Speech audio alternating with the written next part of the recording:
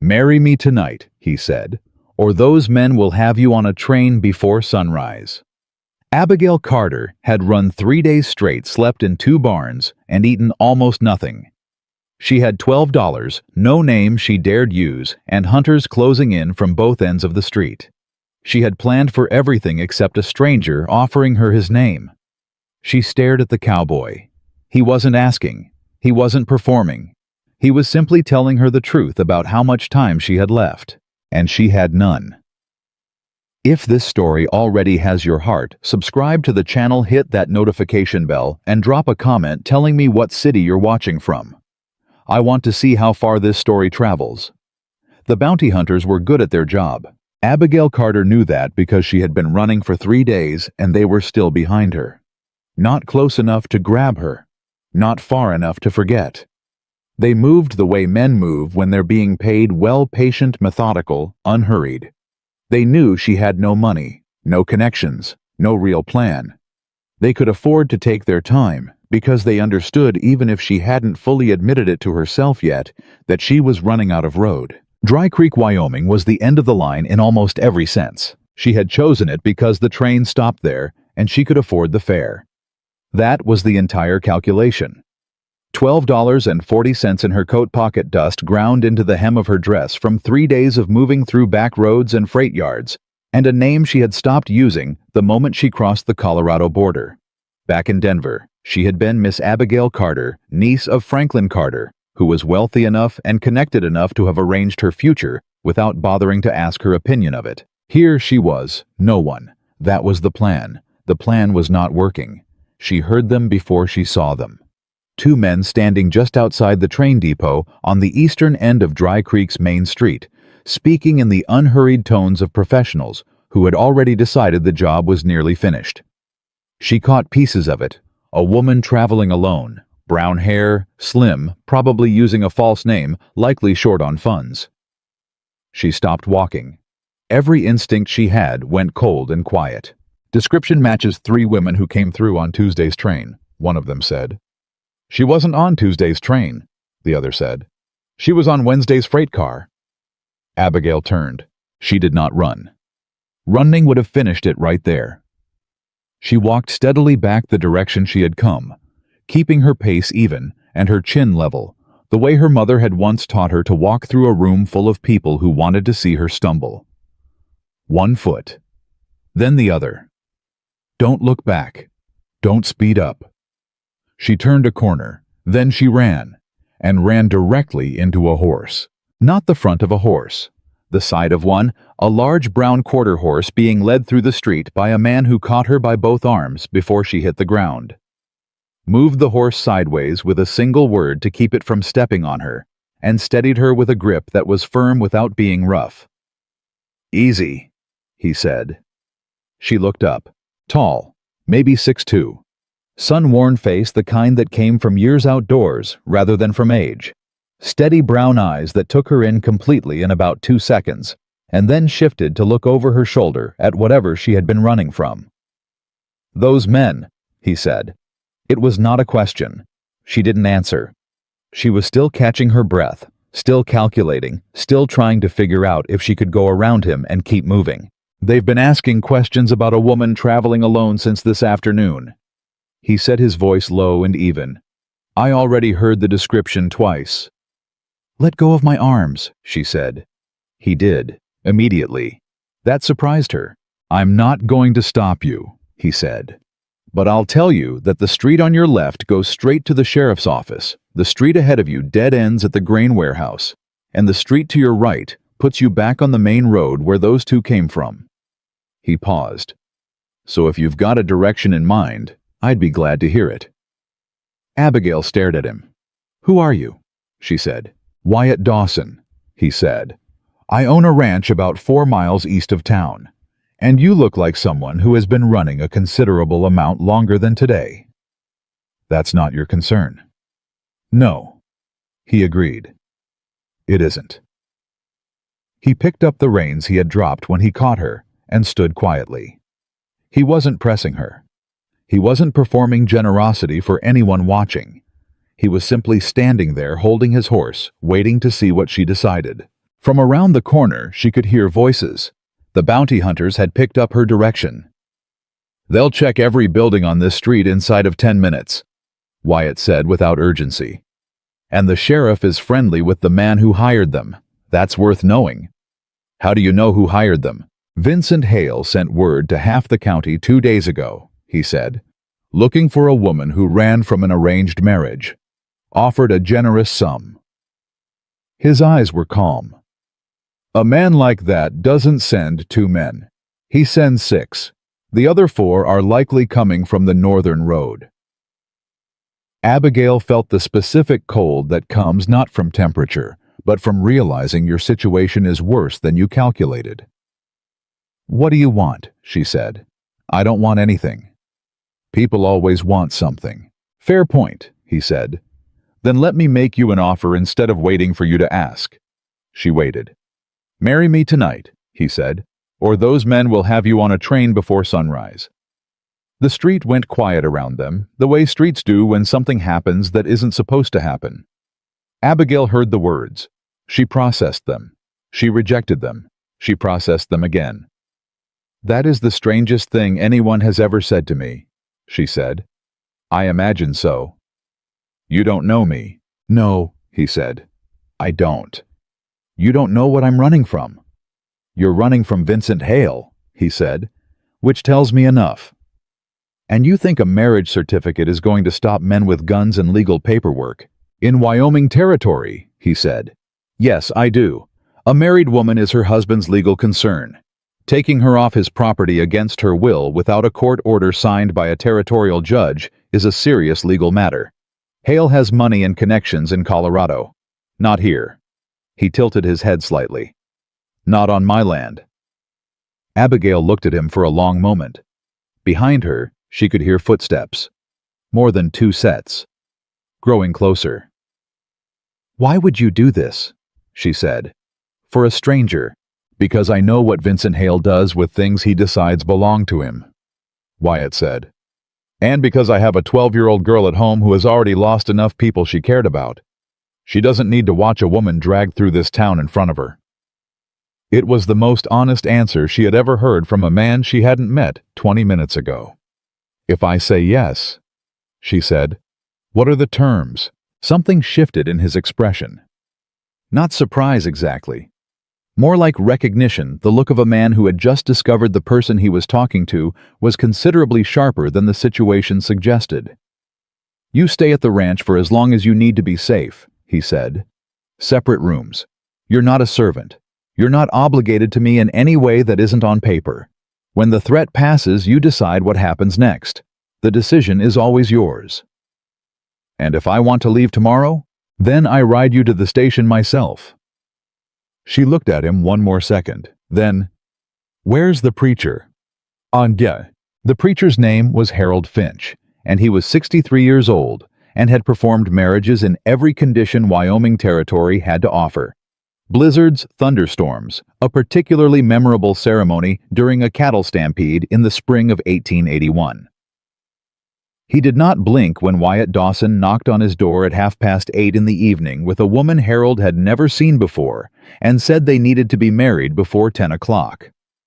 "Both willing," Harold said. "Yes," Wyatt said. Harold looked at Abigail. "Yes," she said. "All right then," he said, and opened the door wider. 2 witnesses came from the neighboring house, Harold's wife Martha and a rancher named Clyde Briggs, who happened to be sitting at Martha's kitchen table eating pie when the knock came. Clyde looked at Wyatt. He looked at Abigail. He looked back at Wyatt. Then he stood up, brushed the crumbs off his shirt, and said he'd be honored. The ceremony took 11 minutes. No flowers, no music, no guests, no celebration. Wyatt said the words in a level voice.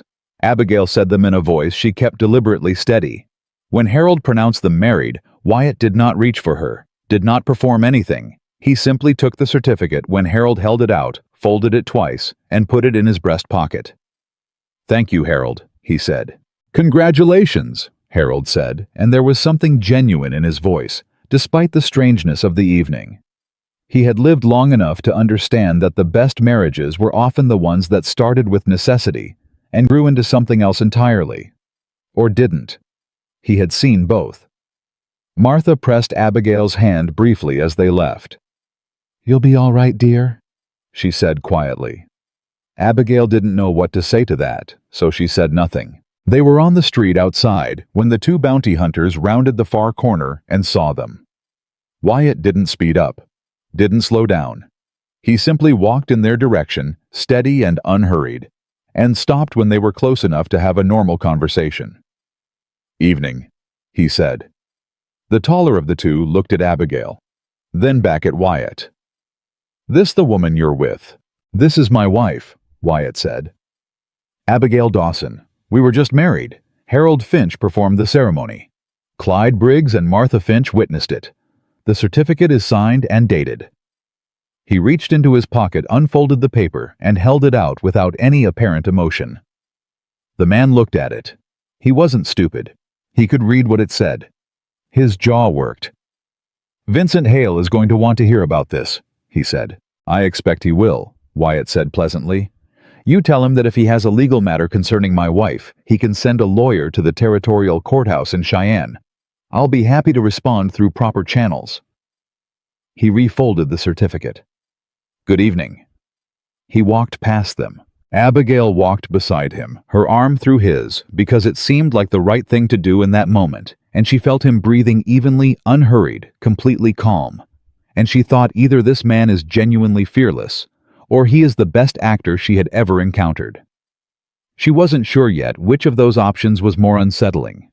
They didn't speak until they were past the edge of town. Then Wyatt said, "You did well back there." "I didn't say anything," she said. "Exactly," he said. She almost laughed. Almost. The ranch house was dark when they arrived, which Wyatt explained meant Emma was already asleep. He spoke about this with a tone that was half relief and half something softer, the careful protectiveness of a man who had reorganized his entire life around a child who had no one else. He showed her the room she would use. It was small, but clean. A bed, a dresser, a window that looked out over the eastern pasture. Someone had put fresh water in the wash basin Wyatt, she realized, which meant he had thought this through enough to prepare before he came to town tonight. "You planned this," she said. He stopped at the doorway. "I heard about you before you arrived," he said. "Word travels in a small town. I knew the situation. I came to town tonight thinking I might be able to help somehow." He paused. "I didn't plan the proposal. That part was improvised." "You improvised a marriage." "I improvised a solution," he said. "The marriage was the mechanism." She looked at him for a moment. "You're a strange man, Wyatt Dawson." "Probably," he said. "Get some sleep.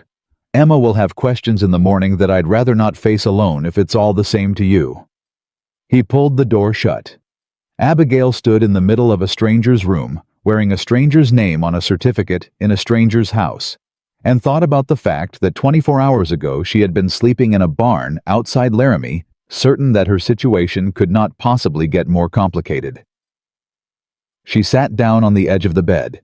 She thought about Vincent Hale, about her uncle, about the papers she had overheard discussed in careful voices in rooms she wasn't supposed to be, in the land rights her father had left her, the water reserves attached to the family property, the quiet, methodical way that two men had arranged her future like a business transaction. She thought about Wyatt standing in the street, calm and direct, holding a horse with one hand and offering her a way out with the other. She thought about 11 minutes in a preacher's parlor and a folded certificate in a breast pocket. Then she lay down, pulled the blanket over herself, and for the first time in 3 days, she slept without listening for footsteps outside the door. She woke to the sound of a child arguing. Not crying, not afraid. Arguing the specific confident tone of a child who has a point and intends to make it.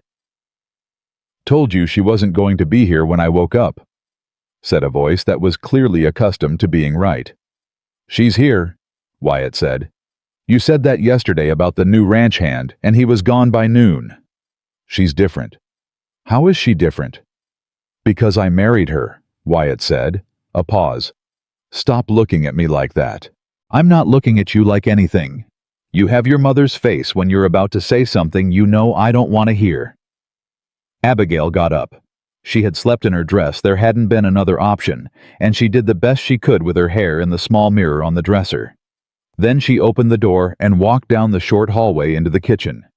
The child turned around, 12 years old, dark hair, brown eyes that were sharp and direct, and contained approximately 40 years of careful observation inside a young face. She looked at Abigail the way a very intelligent person looks at a new variable they're not sure how to calculate yet. "Hello," Abigail said. "Hello," said Emma Dawson. "My uncle married you last night." "He did," Abigail agreed.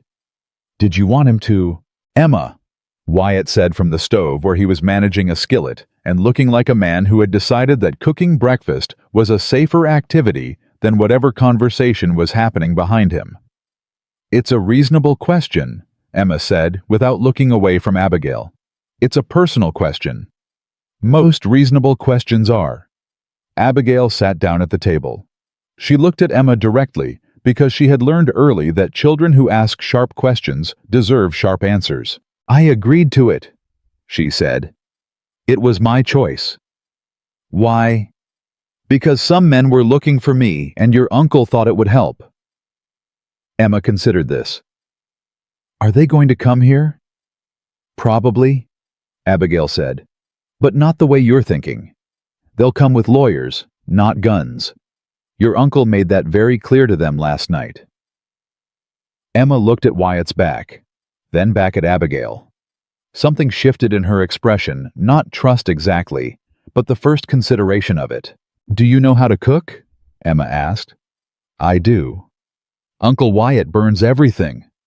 "I don't burn everything," Wyatt said from the stove, and at that exact moment, something in the skillet made an alarming sound, and he moved it off the heat with remarkable speed. Emma looked at Abigail. Abigail looked at Emma. "I can cook breakfast," Abigail said. Emma pulled out the chair across from her and sat down with the satisfied expression of someone whose assessment had been confirmed. "Good," she said. "We've needed that for a while." And something in the kitchen shifted quietly without announcement from strange to almost ordinary. Almost. The foreman's name was Pete Harlan, and he had worked Dawson Ranch for 11 years, which meant he had seen things come and go and had developed opinions about most of them. He met Abigail in the yard the first morning with his hat in his hands and an expression that was polite on the surface and deeply skeptical underneath. "Ma'am," he said. "Mr. Harlan," she said. "Pete's fine." He looked at Wyatt. "You sure about this?" "Pete," Wyatt said. "I'm asking because we've got Calloway's men pushing on the south fence again. The banknote is 3 weeks from due, and now there's the matter of—" "Pete. I'm just saying it's a complicated time." "I'm aware of what time it is," Wyatt said. "Abigail is my wife. That's the end of the question." Pete looked at Abigail again. She met his eyes without flinching. He had the look of a man who could be won or lost in a first impression, and knew it. "Can you ride?" he said. "Yes," she said. "Can you ride without complaining about it?" "I just ran 3 days through Wyoming in July," she said. "I think I can manage a horse." Pete looked at her for another second, then he put his hat back on his head. "All right then," he said, and walked away. Wyatt watched him go. "That's about as warm as Pete gets," he said. "He's protecting you," Abigail said. "He doesn't know if I'm a threat." Wyatt looked at her. "Are you?" She thought about that. "Not intentionally," she said. "But I brought trouble with me. That much is honest." "Trouble was already here," he said. "Calloway's been pushing on that south fence for 6 months. The banknote is real. Water rights are a problem." He paused. "You didn't create the situation. You just arrived in the middle of it. That doesn't make it better." "No," he agreed. "But it makes it accurate."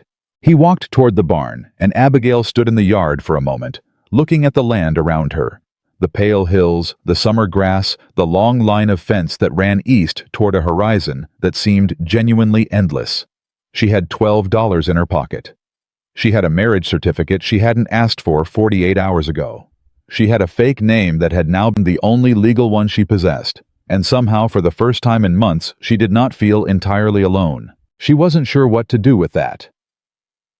By the end of the first week, she had found 3 things that would have stayed hidden indefinitely if someone hadn't been looking. The first was a set of supplier invoices that had been paid twice, once from the ranch account and once from a separate ledger that Pete had been maintaining on Wyatt's behalf. Not maliciously. Pete couldn't read well and had simply been trusting the invoices as they came. But someone was aware of that and had been exploiting it. She found this at the kitchen table on a Tuesday evening, going through a stack of papers that Wyatt had handed her, with a sheepishness that suggested he hadn't looked at them in some time. "These invoices," she said. Wyatt looked up from across the table. "What about them?" "This one." She held it up. "And this one." She held up another. "Same supplier, same amount, 2 weeks apart, but the delivery dates are identical." He took both papers and looked at them. "You're being billed twice for the same load of feed," she said. "This has been happening for at least 4 months."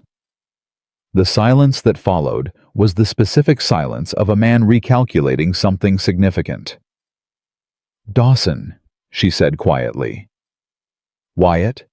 he said without looking up. "Wyatt, how much of this goes back?" He set the papers down.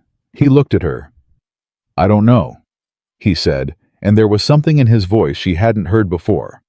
Not weakness exactly, but the exhaustion of a man who had been managing too many things for too long and had let one of them slip past him. "I'll go back through all of it," she said. "You don't have to do that." "I know I don't," she said, "but I'm going to." He looked at her for a long moment. "Why?" he said. It was a genuine question, not suspicious, not challenging, genuine. "Because someone is stealing from you," she said. "And you didn't do anything to deserve that. And because I'm sitting here, and I can read a ledger, and you can't get those months back without proof." She held his eyes. "That's why." He nodded slowly. Then he stood up and went to get more of the papers. That was the first thing. The second was the water. Pete showed her the south pasture on Wednesday, the area where Calloway's men had been cutting fence and redirecting the small creek that ran along the boundary line. She walked the full length of it. She asked questions. She listened to Pete describe the history in his careful, measured way, and somewhere in the middle of his account, she stopped him. "He's not redirecting the creek for water," she said. Pete stopped. "Ma'am, if he wanted the water, he'd have done this 2 years ago. The creek isn't significant enough to matter that much." She looked along the fence line. "What's on the other side of Calloway's property to the east?" Pete was quiet for a moment. "There's a ridge," he said. "Nothing much past it." "Is there a surveyor's map of this area?" "There might be something in the county records." "I want to see it," she said. "Can you take me to the county office?" Pete looked at her the way he had looked at her in the yard on the first morning, that careful, skeptical assessment. But this time, something was different. "I'll take you Thursday," he said. The third thing was Emma. Not a problem. Not exactly. But something that needed attention in a different way than fences and ledgers. She found Emma on Thursday evening, sitting in the barn, with a book held open on her knees and the particular stillness of a child who is reading not because she wants to, but because it's the only thing that makes the noise inside her head quiet. Abigail sat down nearby without saying anything. After a while, Emma said without looking up, "My mother used to read to me." "What did she read?" Abigail said. Emma considered. "Everything," she said. She didn't care what it was. She just liked the reading. "What are you reading now?" Emma held up the book. Abigail read the title. "I've read that," she said. Emma looked up for the first time. "Did you like it?" "I loved it," she said. "But I thought the ending was wrong." Emma's eyes went sharp with interest. "Why?" "Because she should have chosen differently," Abigail said. "She had more options than she allowed herself.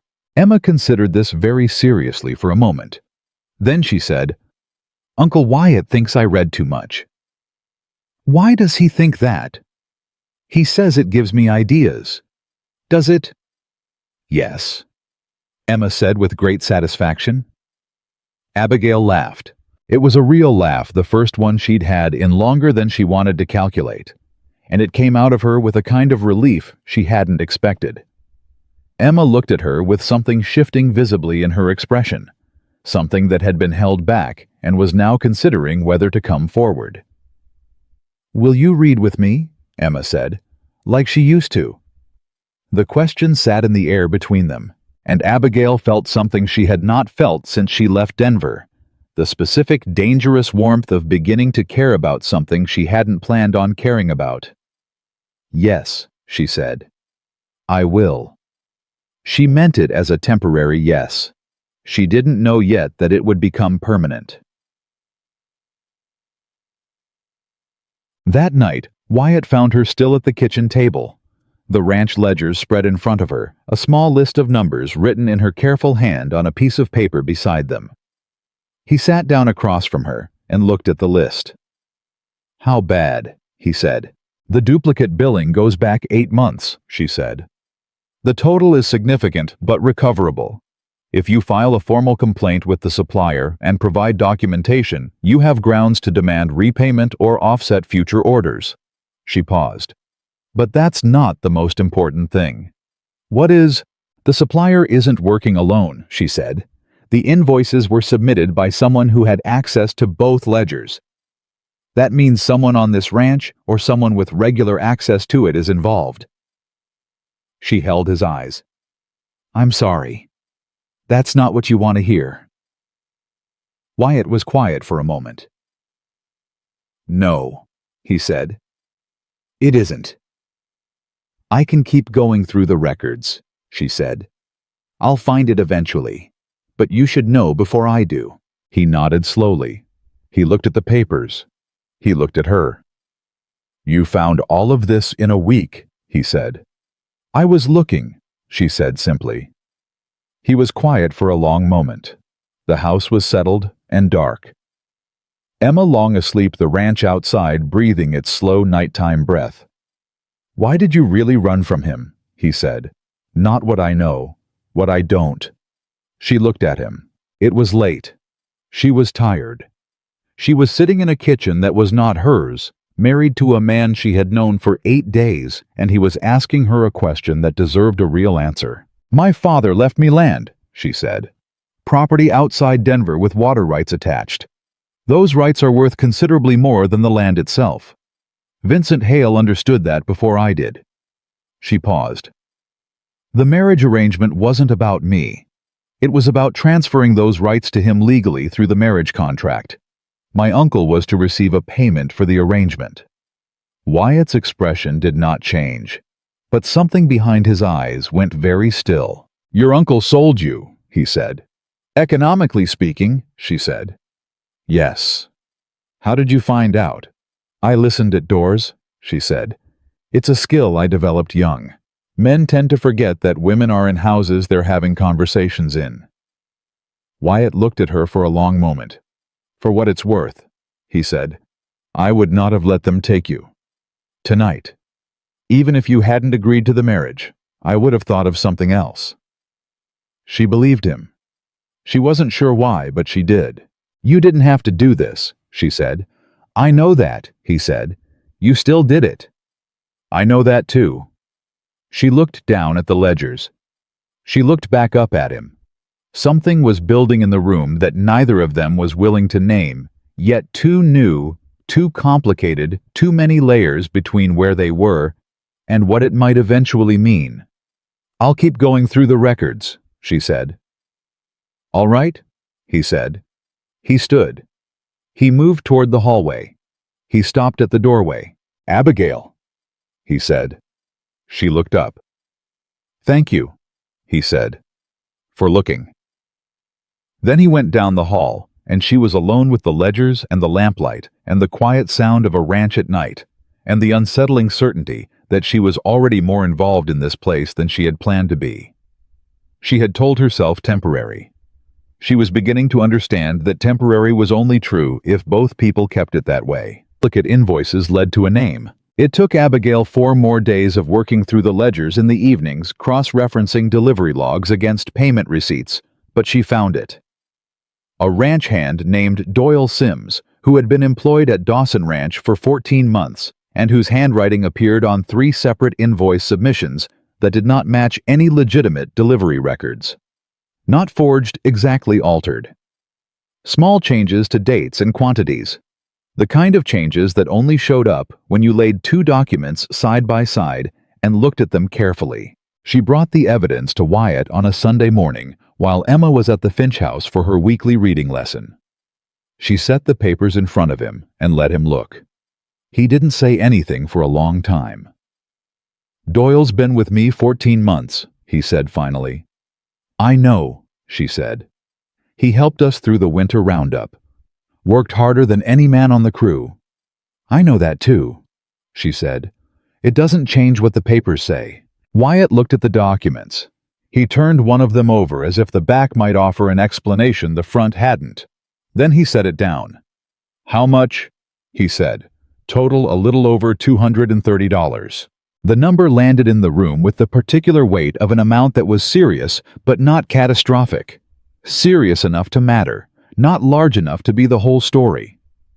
Abigail had the feeling she'd had since she first started looking at the records that the duplicate billing was a symptom, not the disease. "There's something else," she said. Wyatt looked up. "The invoices were all submitted through Calloway's preferred supplier," she said. "The same company that Calloway himself uses for his ranch operation.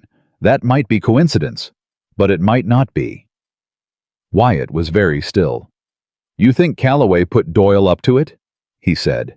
"I think it's possible that Doyle was given an arrangement that seemed beneficial to him without him fully understanding who was pulling the string," she said carefully. "Or he understood completely and didn't care. I don't know which. But I think you need to have that conversation with him directly, and I think you should have Pete present when you do." "Why Pete?" "Because Doyle respects Pete," she said. "And because if there's any part of Doyle that regrets this Pete's presence, gives him a way to say so without losing every shred of dignity in the process." Wyatt looked at her. "You've thought about this," he said. "I think about things," she said simply. He nodded. He picked up the papers and straightened them into a careful stack. Then he said without looking up, "What would you do if you were me?" The question caught her off guard. Not because it was complicated, but because he was asking it genuinely, not testing her, not performing consultation. He actually wanted her answer. "I'd talk to him privately first," she said. "Give him the chance to explain. If the explanation holds any water at all, you learn something. If it doesn't, you know exactly what you're dealing with." She paused. Men who are cornered publicly make enemies. Men who are given one honest chance sometimes make different choices. Wyatt was quiet for a moment. Then he stood up, tucked the papers under his arm and said, "I'll find Pete." He was halfway to the door when he stopped. "Abigail," he said. She looked up. "You're good at this," he said, not warmly, not effusively, just directly the way he said everything. Then he walked out. She sat at the table for a moment after he left, aware of something shifting quietly inside her chest. Something she didn't have a name for yet and wasn't sure she wanted one. She went back to the ledgers. The conversation with Doyle happened that afternoon. Abigail wasn't present for it. It wasn't her place to be. But she heard about it from Pete that evening when he came in for coffee and stood at the kitchen counter with his hat in his hands and his expression carrying the particular weight of a man who had just watched something he didn't enjoy watching. "He admitted it," Pete said. "How much of it?" she asked. "All of it. Said a man came to see him 4 months ago. Offered him money to make small changes to the invoices, said it was just a bookkeeping arrangement, said no one would ever check." Pete paused. "He's young, and he was stupid about it. Doesn't make it right." "No," she agreed. "It doesn't." What did Wyatt decide? Let him go. Gave him his wages through the week and told him to be off the property by morning. Pete looked at his coffee. He also told him he wasn't going to pursue it legally on one condition. What condition? That Doyle writes down the name of the man who came to see him. Abigail set down the pot she was holding. Did he? Pete reached into his shirt pocket and put a folded piece of paper on the counter. She picked it up. She unfolded it. The name on the paper was not Calloway. It was a name she recognized from Denver, a name connected to her uncle's business dealings. A name that had appeared in conversations she had listened to through closed doors. A lawyer. A man who moved between Colorado and Wyoming territory with the kind of ease that came from having clients in both places who needed things handled quietly. Her hand was steady when she put the paper down. She was proud of that. "Pete," she said. "Where is Wyatt?" "South pasture, checking the fence line." She folded the paper and put it in her pocket. "Thank you," she said. She found Wyatt at the fence where Calloway's men had been cutting wire.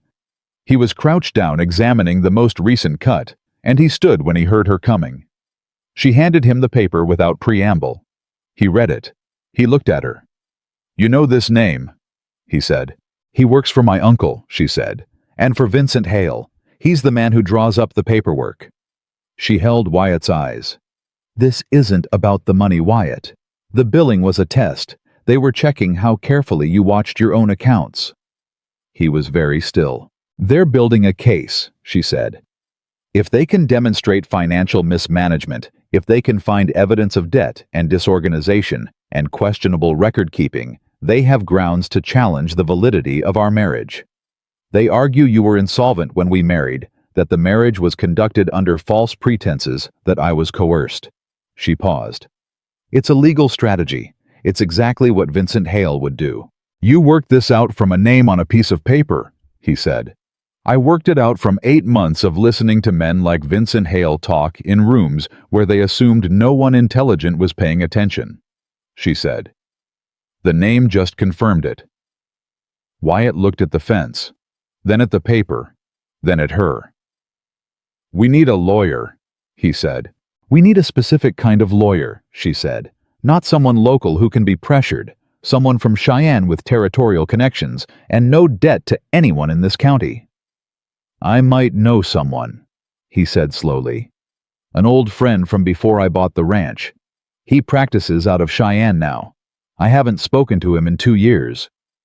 "Write to him tonight," she said. He looked at her for another long moment. "You're not frightened," he said. "I'm terrified," she said. "I'm just better at the next step than I am at standing still." Something moved in his expression. Something quick and unguarded that he pulled back almost immediately. But she saw it. She turned and walked back toward the house.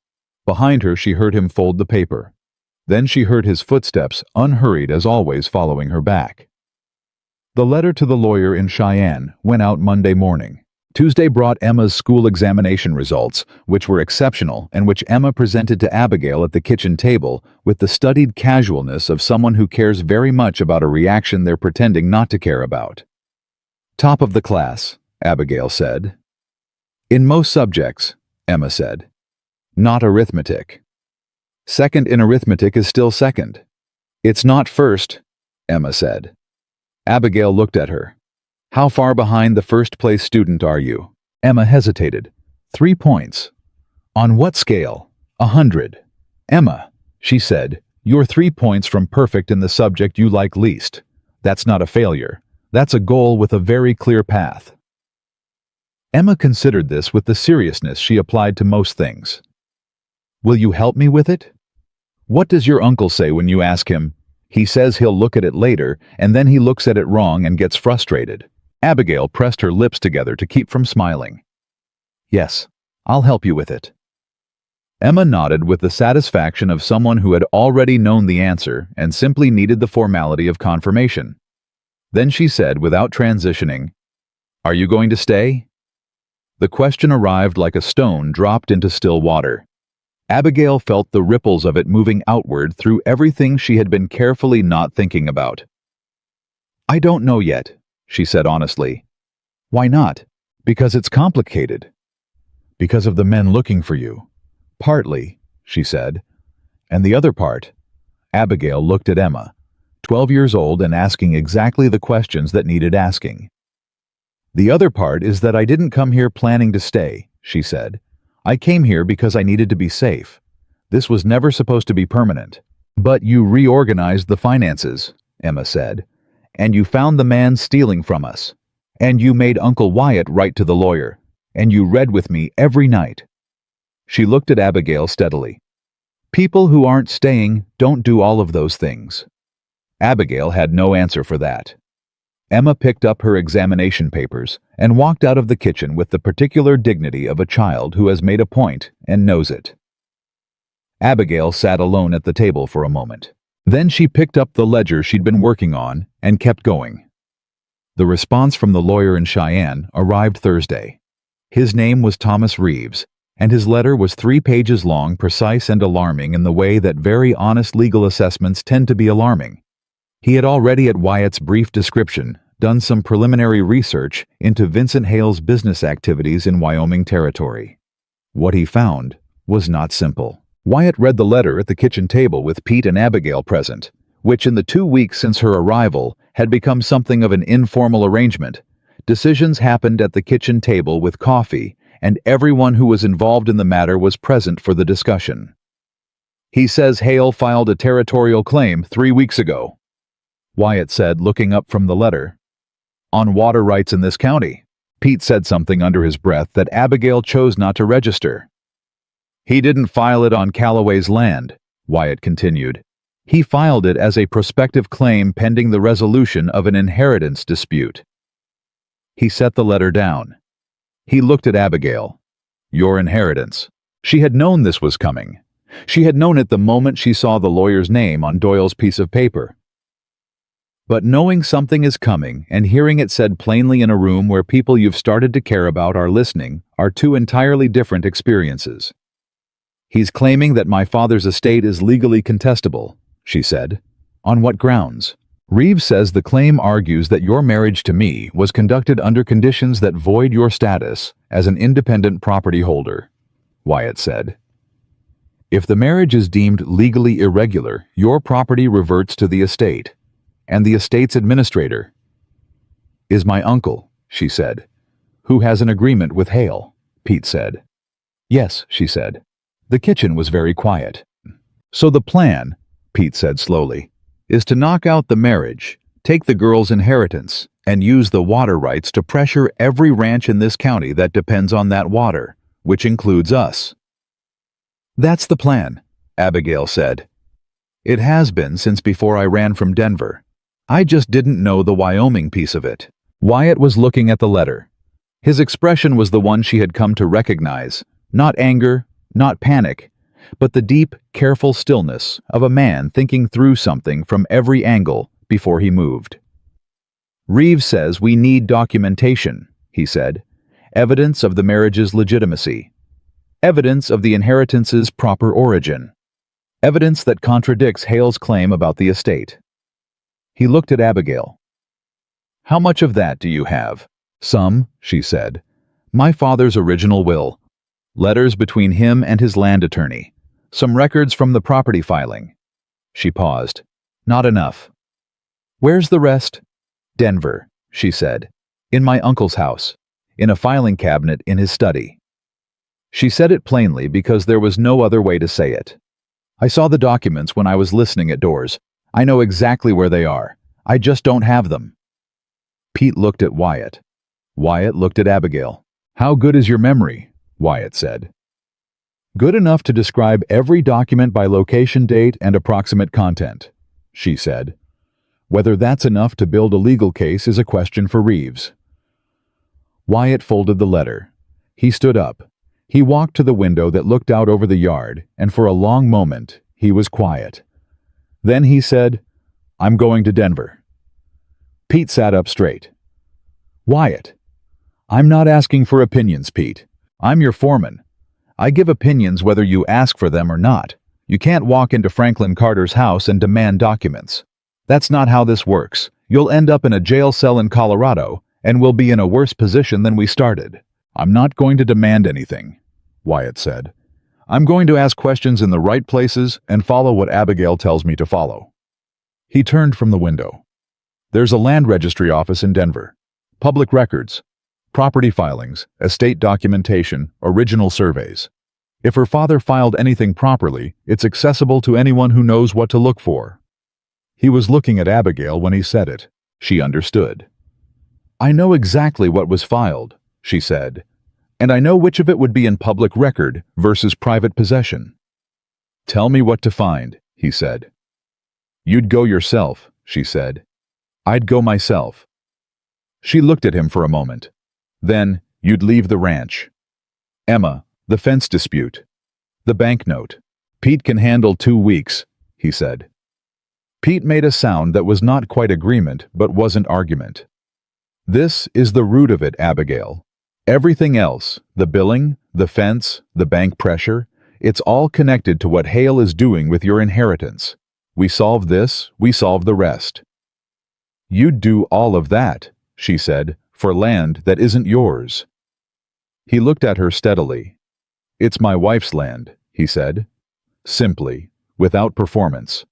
The room was very quiet again. "I'll write you a full list," she said. "Document names, filing dates, what to ask for, and exactly how to ask for it." She paused. "And I'll write you something else. A letter of authorization with my name, my legal name on the territorial marriage certificate. As your wife, I have standing to request access to certain estate documents.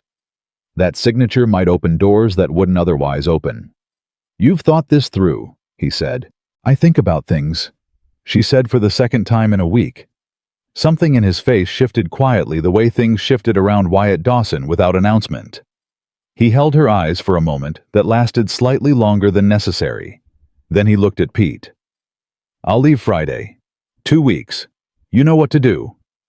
Pete put his hat on. "I always know what to do," he said. "I just prefer it when you're here to take the credit." He walked out. That left Wyatt and Abigail alone in the kitchen. She picked up her pen and reached for paper. "Sit down," she said. "This is going to take a while. I need you to understand exactly what you're looking for." He sat down across from her.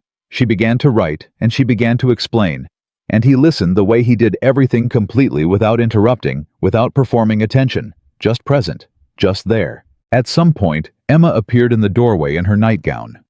Looked at the two of them bent over a table covered in papers. At 9 o'clock in the evening, decided this was acceptable, and went back to bed without comment. They worked until past midnight. When Abigail finally set down her pen, her hand ached, and the list in front of Wyatt was 4 pages long, with notes in the margins. "Will this be enough?" she said. "I'll make it enough," he said. She looked at him. "Wyatt, what if it isn't? What if Hale has already moved faster than we think? What if the claim has already been processed and we're 2 weeks behind?" He met her eyes. "Then we deal with what we find," he said. "We don't lose before the fight happens." She exhaled slowly.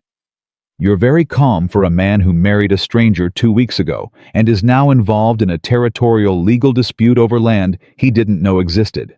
"I'm calm because panicking doesn't help," he said. "And because I've dealt with worse." "Has anyone ever told you that you're almost aggressively practical?" "Emma tells me I have no sense of drama," he said. "Emma is right." "She usually is," he said. And there was something in the way he said it quiet and rueful, and full of a love he didn't know how to perform, but couldn't hide, that made Abigail's chest do something she had strictly instructed it not to do. She gathered the papers into a neat stack. She pushed the 4-page list toward him. She stood up. "Be careful in Denver," she said. "I will. If you see my uncle." "I won't see your uncle." "If you do." "Abigail," he said. "I will be careful." She looked at him for one more moment. He was watching her with that steady, unhurried attention that she had stopped knowing what to do with about 5 days ago. "Good night," she said. "Good night," he said. She walked down the hall. She closed her door. She stood in the dark for a long time, thinking about the fact that she had come to Dry Creek with $12 and no future, and was now standing in a room that felt more like home than anywhere she had lived in.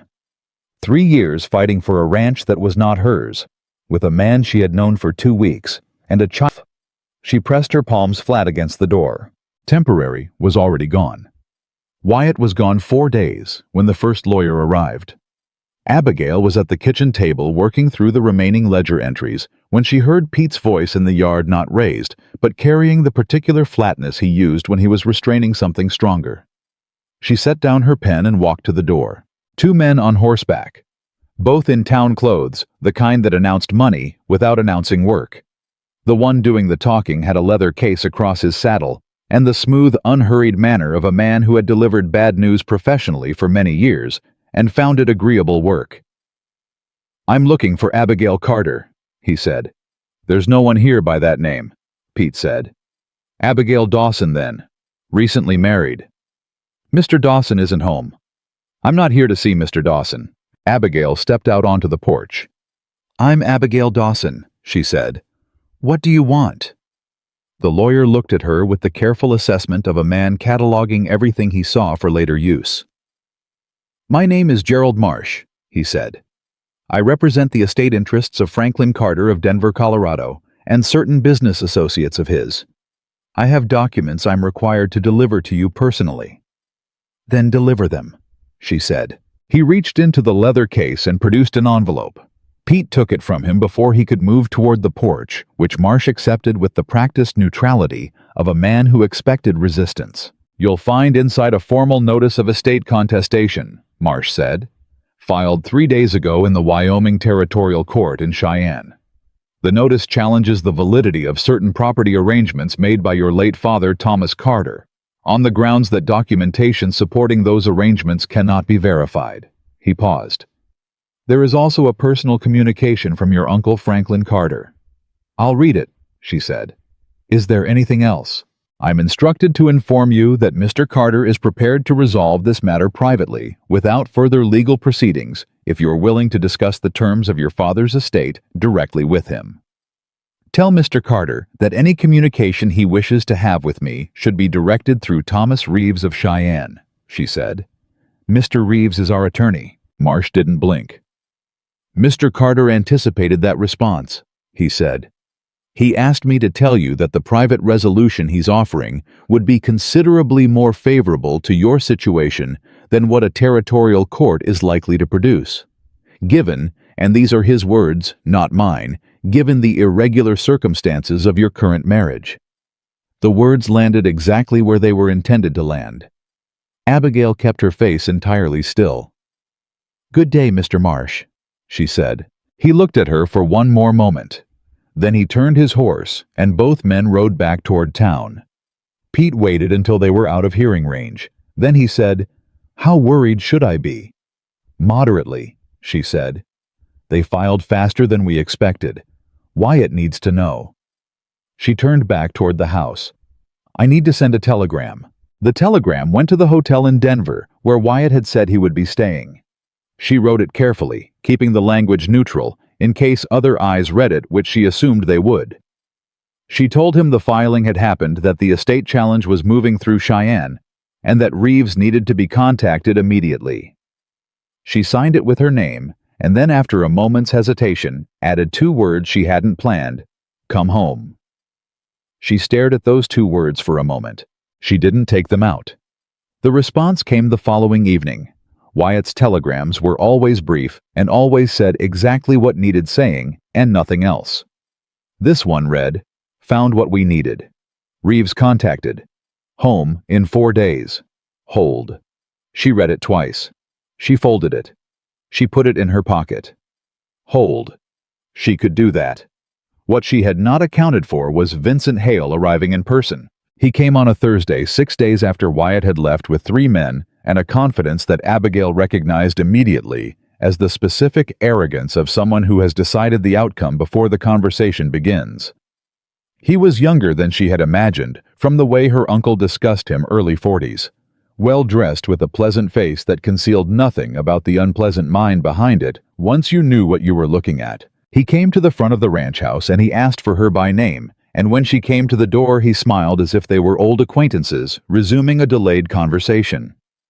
"Miss Carter," he said. "Mrs. Dawson," she said. "Of course."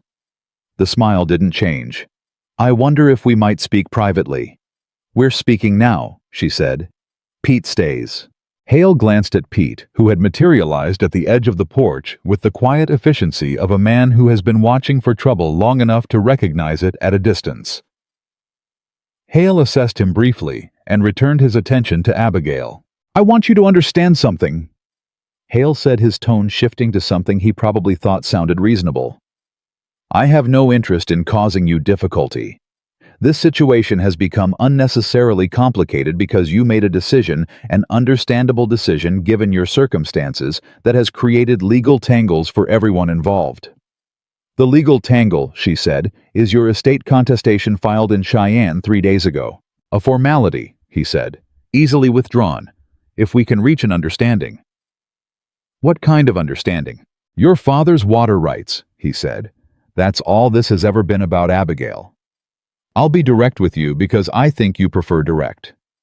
He paused, apparently waiting for acknowledgement. She gave him nothing. He continued.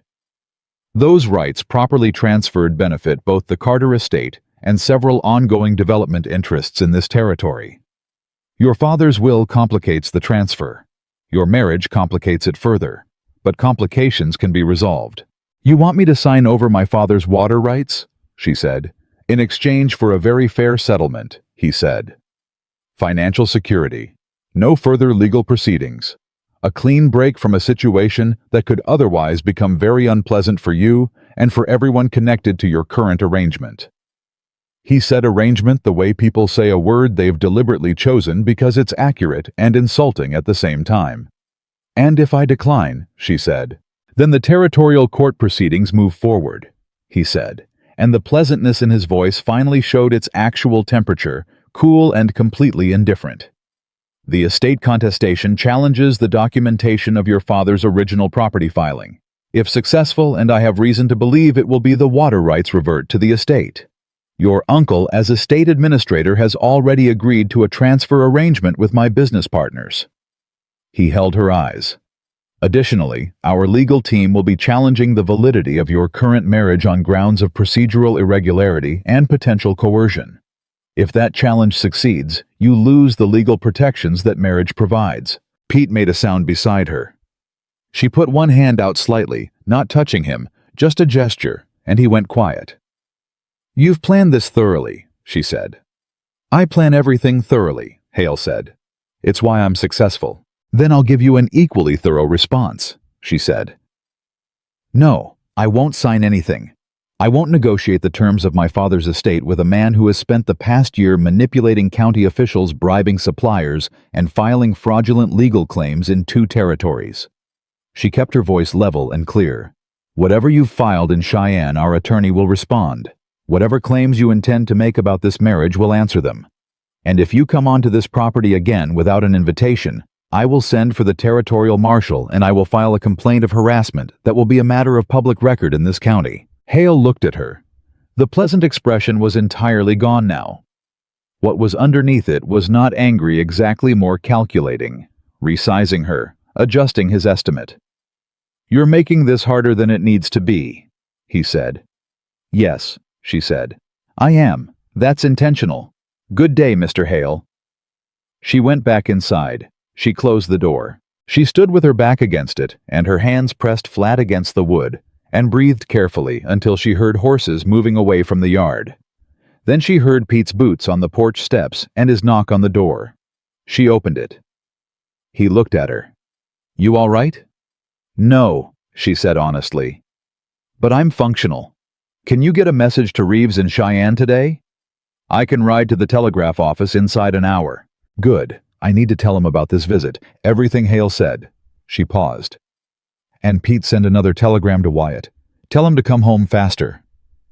Pete looked at her for a moment. "He won't like that Hale came here while he was gone." "I know. He'll want to." "I know," she said again. "Just send the telegram." Pete put his hat on. "You handled that well," he said.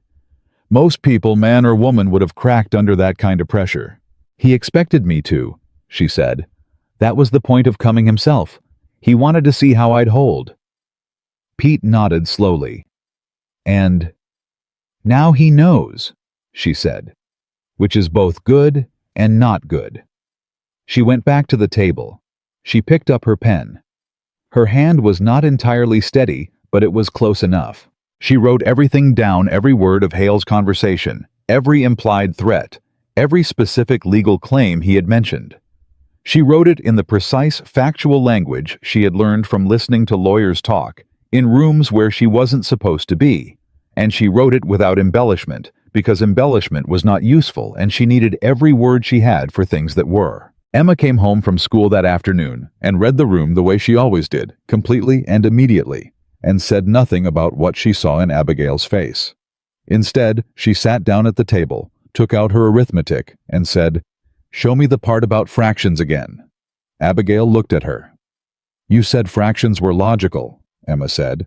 "Logical things calm you down. You told me that." Abigail stared at her for a moment. Then she reached for the arithmetic book. "Put this problem in front of me," she said. Emma did. And for 40 minutes they worked fractions side by side, while the ranch went about its evening business outside, and the 4 pages of notes about Vincent Hale sat at the corner of the table, waiting, and somehow that was exactly the right thing.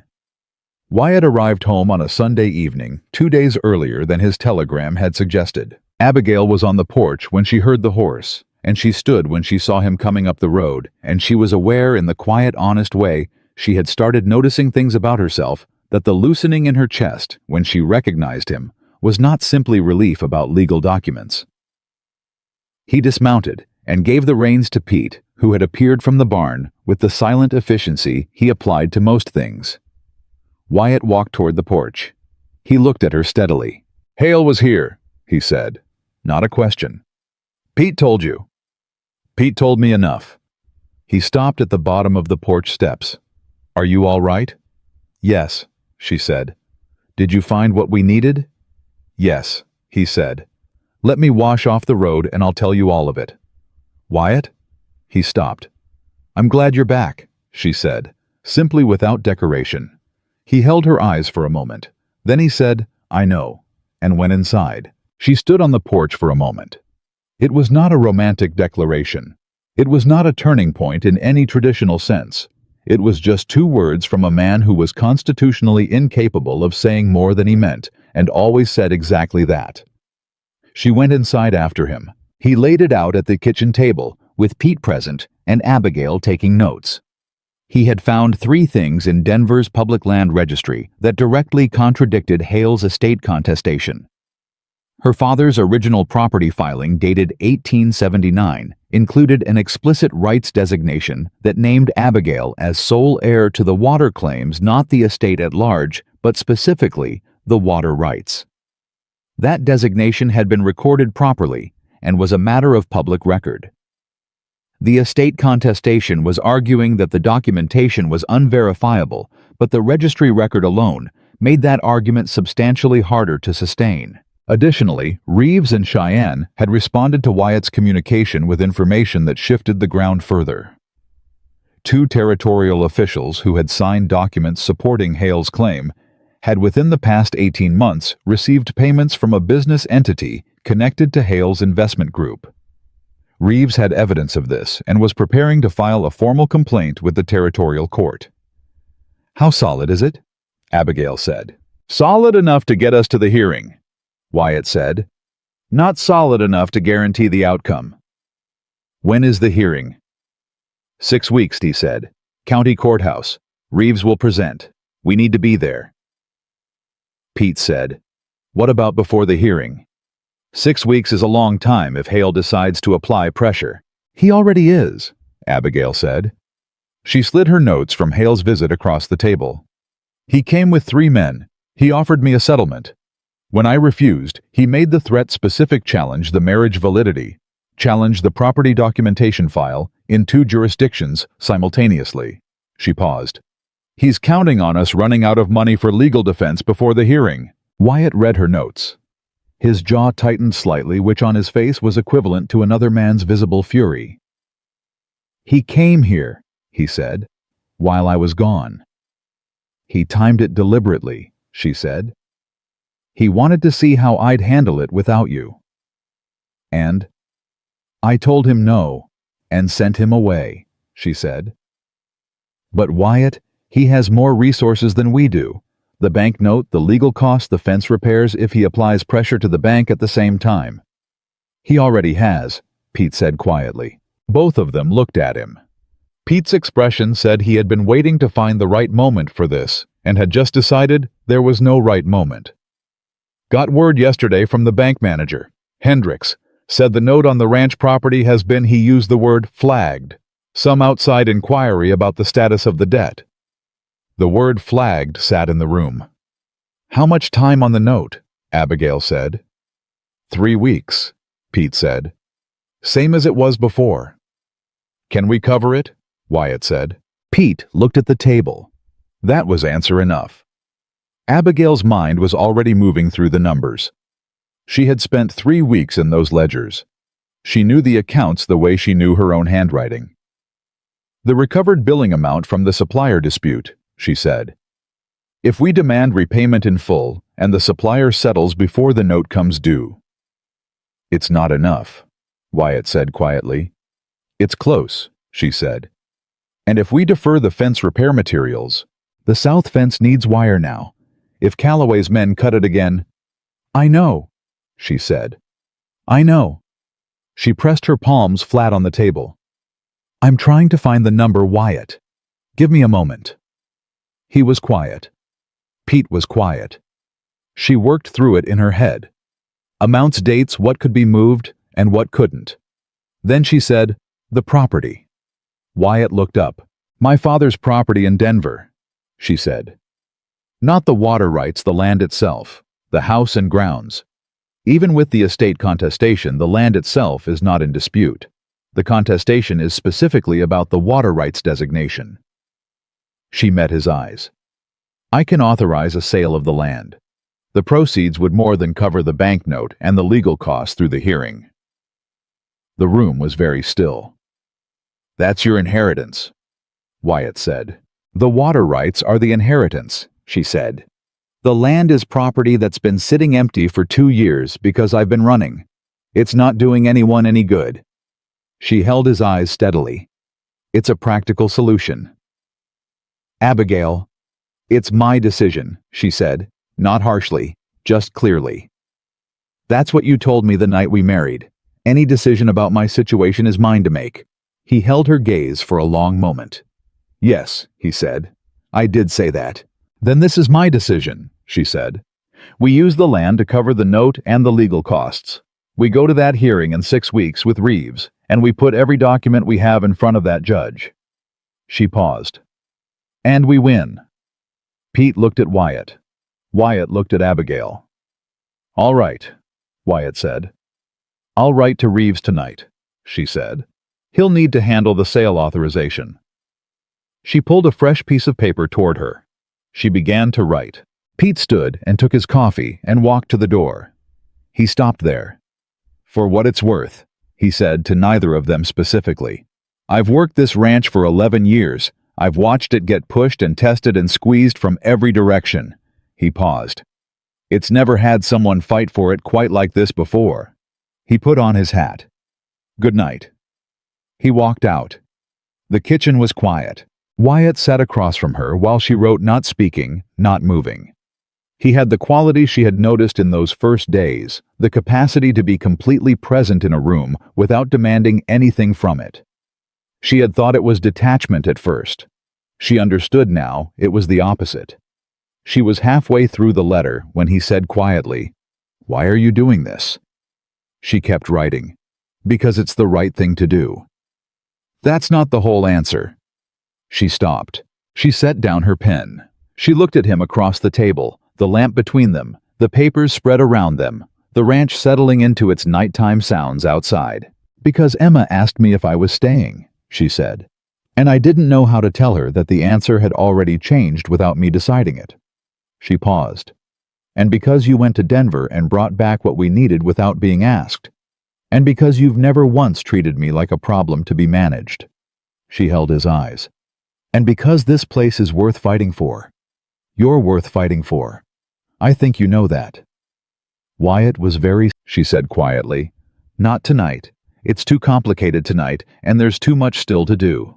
She picked up her pen. "Let me finish the letter." He was quiet for a moment.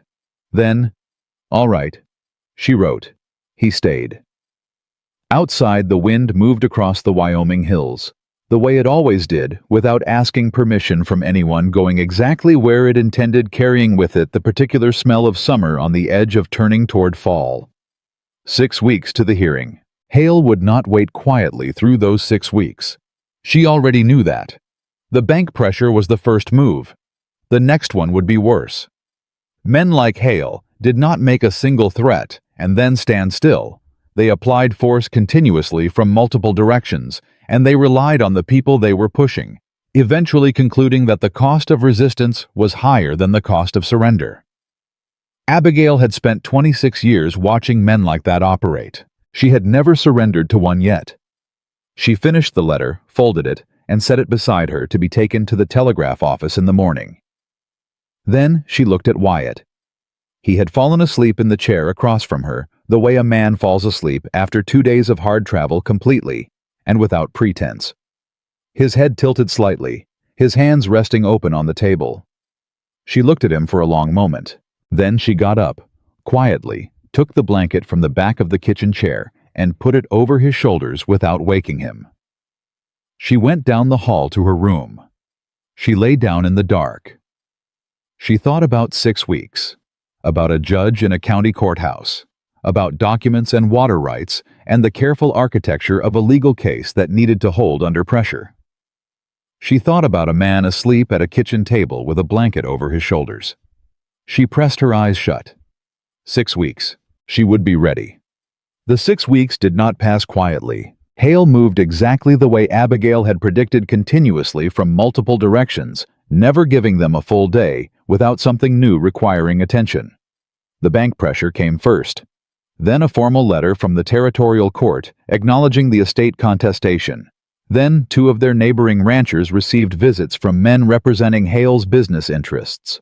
Men who suggested in careful and pleasant tones that supporting the Dawson position publicly would complicate their own water access arrangements come spring. One neighbor folded. He sent Wyatt a letter that was apologetic and honest about why. Wyatt wrote back telling him he understood and he meant it, and Pete watched him write it with an expression that said Pete would not have been so generous. The second neighbor, an older rancher named August Bellamy, who had been running cattle in the county since before Wyoming was a territory, sent the Hale representative off his property with language that Pete later described as educational, and Abigail chose not to repeat in front of Emma. Bellamy rode out to Dawson Ranch the following day and sat at the kitchen table and drank coffee and told Wyatt he'd testify to whatever was needed at the hearing. "You don't have to do that," Wyatt said. "I know I don't," Bellamy said. "I've got 30 years in this county, and I've watched men like Hale come and go. They always think they're the first ones to try this particular trick." He set down his cup. "They never are." He looked at Abigail when he said it. She looked back at him. "What specifically would you be willing to testify to?" "The water arrangement your father established," he said. "Thomas Carter filed those rights in 1879. I was at the county office the same day on unrelated business. I remember it because your father bought me a drink afterward. Said he wanted to make sure his daughter had something no one could take from her." He paused. "Seems like that turned out to be more complicated than he intended." Abigail was very still. "You knew my father," she said. "Not well," Bellamy said. "Well enough. He was a careful man, precise. The kind of man who does things right the first time because he doesn't want to do them twice." He looked at her steadily. "You have his eyes, and from what I've seen the past 6 weeks, you have his way of thinking." She picked up her pen. "Tell me everything you remember about that filing," she said. "Every detail." Bellamy talked for an hour and a half. Abigail wrote down everything. Wyatt sat across from them and said almost nothing, which was how he operated when someone else was doing something better than he could. It was one of the things she had come to understand about him. He had no interest in performing authority he didn't need to perform. When someone else was the right person for the moment, he got out of the way. It was rarer than it should have been in her experience, and she valued it considerably. Reeves arrived from Cheyenne 4 days before the hearing, a compact and precise man in his 50s, who spoke quickly and moved through documents the way Abigail did, with the specific focus of someone who understands that the answer is always in the papers if you look carefully enough. He spent 2 days at Dawson Ranch, going through everything they had assembled, and at the end of those 2 days, he sat at the kitchen table and told them where they stood. "The registry documentation is strong," he said. "Bellamy's testimony is valuable. A contemporaneous witness with no financial interest in the outcome carries significant weight. The evidence of payment to the 2 territorial officials is strong enough to challenge the credibility of the documents they signed in support of Hale's claim." He paused. "The weakness is the marriage challenge." "Tell me," Abigail said. "Hale's legal team will argue that the marriage was conducted under circumstances that call its validity into question," Reeves said. "Specifically, they'll argue that Wyatt had prior knowledge of your situation, that the marriage was a legal strategy rather than a genuine union, and that you were in a coercive situation that compromised your ability to give full consent." "That's backwards," Pete said from the corner where he had been sitting quietly. "She was being coerced by Hale. Wyatt gave her a way out." "I know that," Reeves said. "The challenge is demonstrating it to a judge who will be receiving a carefully constructed alternative account." He looked at Abigail. "They'll present you as a woman who was coached, who was used as a tool in a legal maneuver by someone who wanted access to your property. They'll suggest Wyatt's motivations were financial." The room was very quiet. Wyatt said, "What do we need to counter that?" "Evidence of genuine marriage," Reeves said. "Not the certificate. Anyone can produce a certificate. I mean the kind of evidence that a real marriage produces: shared decisions, mutual reliance witnesses who can speak to the nature of the relationship over time." Pete made a sound that was not quite a laugh. Everyone looked at him. "Sorry," he said.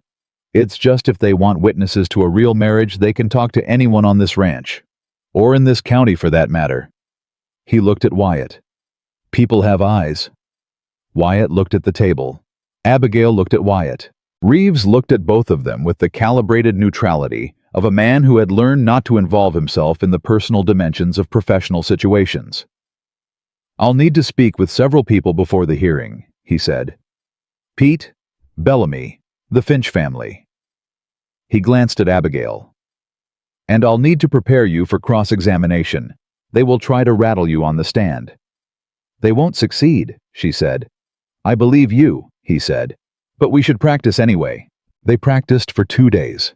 Reeves played the opposing counsel, precise, skeptical, occasionally aggressive in the way that courtroom questioning becomes aggressive when the questioner is trying to find a crack in a foundation. He pushed her on the timeline of the marriage, on her state of mind, on every decision she had made since arriving in Dry Creek. He pushed on the financial decisions she'd made for the ranch, trying to frame them as calculated moves toward property acquisition. He pushed on Emma gently but deliberately, suggesting that her relationship with the child was performed for the benefit of appearances. That last one was the only moment she felt something close to actual anger. She kept it out of her voice. "My relationship with Emma Dawson," she said in the same measured tone she had used for 2 hours of examination, "is not relevant to the question of property rights. But since you've raised it, Emma lost her mother 18 months ago. She was living with a man who loves her completely and had no idea how to help her grieve. What happened between us happened because she needed someone, and I was there. If you'd like to ask her about it directly, I would welcome that." Reeves sat back. "Good," he said. "That's the right answer. Don't expand on it. Don't defend it. State it plainly and stop." "I know," she said. "I've been doing that for 2 hours." "You have," he said. "You're going to be fine on that stand." Wyatt, who had been sitting to the side watching the preparation sessions, said nothing. But after Reeves went to the guest room that evening, Wyatt sat down at the table and looked at her and said, "He pushed you hard on Emma." "Yes," she said. "You held." "Yes." "How?" She thought about it honestly. "Because everything I said was true," she said. When everything you say is true, there's nothing to hold against. You just say it again." She paused. "The only thing cross-examination is a lie you're protecting." Wyatt was quiet. "I don't have any of those," she said. "So I'm all right." He nodded slowly. He started to stand. "Wyatt," she said. He stopped. "Whatever happens at the hearing," she said, "I want you to know that none of this, none of what I've done here, none of what we've built together was a calculation. Not for me." She held his eyes. "You should know that before we walk into that courtroom." He looked at her for a long moment, long enough that she could see him deciding something, some interior conversation reaching a conclusion. "I know that," he said quietly. "I've known it for a while." He walked down the hall. She sat alone. She put her hands in her lap and breathed carefully. One more day. The county courthouse in Dry Creek was not built for large gatherings, but large gatherings had a way of organizing themselves regardless of available space when the matter at hand was sufficiently interesting. By the time Abigail and Wyatt arrived on the morning of the hearing, there were people standing along the walls and outside the open windows, and Pete had to walk ahead of them simply to create a path to the front of the room. Abigail saw Hale immediately.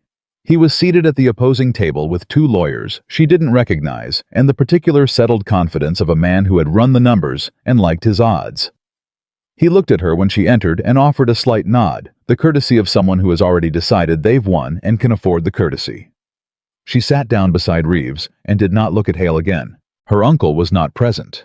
She had wondered about that.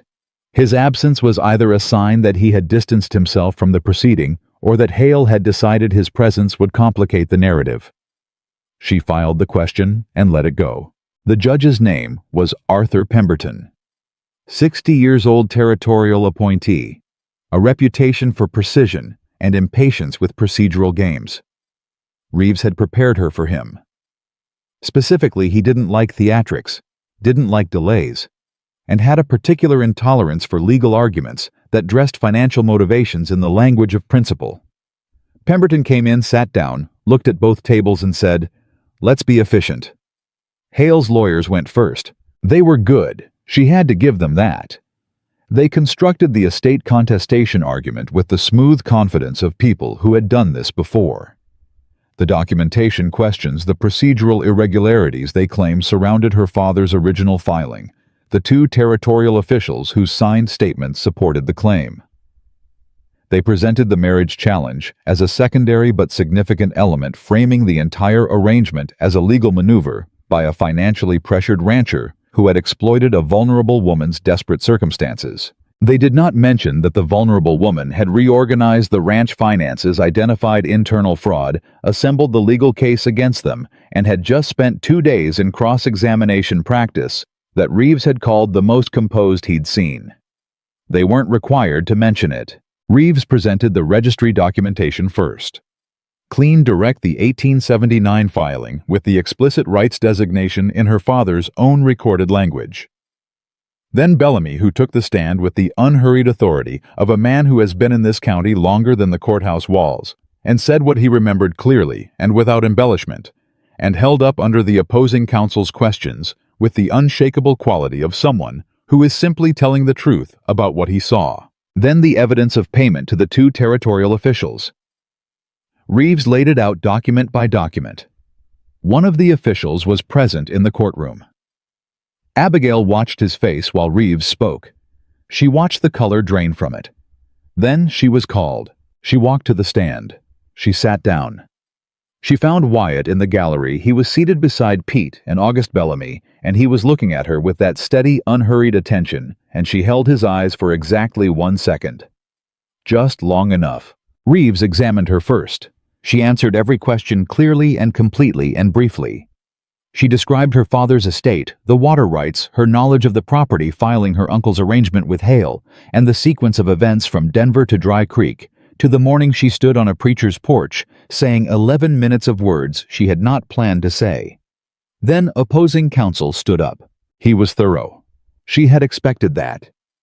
He went through the timeline of the marriage, the speed of it, the circumstances. the financial decisions she had subsequently made at Dawson Ranch. He framed every act of competence as evidence of calculation, every moment of genuine connection as performance, every decision she had made in service of the ranch as evidence that she had identified a financially advantageous situation and moved to secure it. She answered every question the same way, plainly, without defensiveness, without expanding beyond what was asked. Then he said, "Mrs. Dawson or Miss Carter, depending on how this proceeding concludes, isn't it true that your primary motivation in agreeing to this marriage was the legal protection it offered you from Mr. Hale's legitimate business interests in your father's estate?" "No," she said. "You're saying you had no interest in the legal protection the marriage provided." "I'm saying that wasn't my primary motivation," she said. "Then what was?" She looked at him directly. "I was frightened," she said. "I had been running for 3 days. A man I had never met looked at my situation clearly and offered me an honest solution, and I accepted it because it was the right decision, and because," she paused for exactly 1 beat, "because I recognized something in him that I trusted. That's not calculation. That's a person making the best decision available to them in a difficult moment. And the ranch decisions, the financial reorganization, the legal strategy you appear to have largely architected. I was raised by a careful man who believed women should be educated," she said. "I use the skills I have in service of people I care about. That's what people do." "You care about the Dawson Ranch?" "I care about the Dawsons," she said. "The ranch is where they live." A sound moved through the courtroom. Opposing counsel paused. She watched him recalibrate. "You've been at this ranch for less than 2 months," he said. "You'd have the court believe that in less than 2 months." "I'd have the court believe what is true," she said. "How long it takes is not the question. The question is whether it is real, and it is." He looked at her for a moment. Then he sat down. Reeves called one more witness. Emma Dawson. Hale's legal table stirred. Opposing counsel started to object on grounds of age and relevance. Pemberton silenced him with a look that suggested he found the objection interesting and not in the way counsel intended. Emma walked to the stand. She was 12 years old, and she sat down and folded her hands in her lap and looked at the judge with the directness she applied to everything. Reeves said, "Emma, can you tell the court about your relationship with Abigail Dawson?" Emma considered the question with appropriate seriousness. Then she said, "She reads with me every night. She helped me understand fractions. She found the people stealing from us and stopped them. She sat with me in the barn when I was sad and didn't tell me to stop being sad. She just stayed." She paused. "And when the man from Denver came to the ranch to frighten her, she didn't run. She told him no and sent him away, and then she went back inside and helped me with my homework." Emma looked at the room. "That's not a woman who is pretending to be somewhere. That's a woman who is there." The courtroom was very quiet. Pemberton looked at Emma for a long moment. Then he made a note.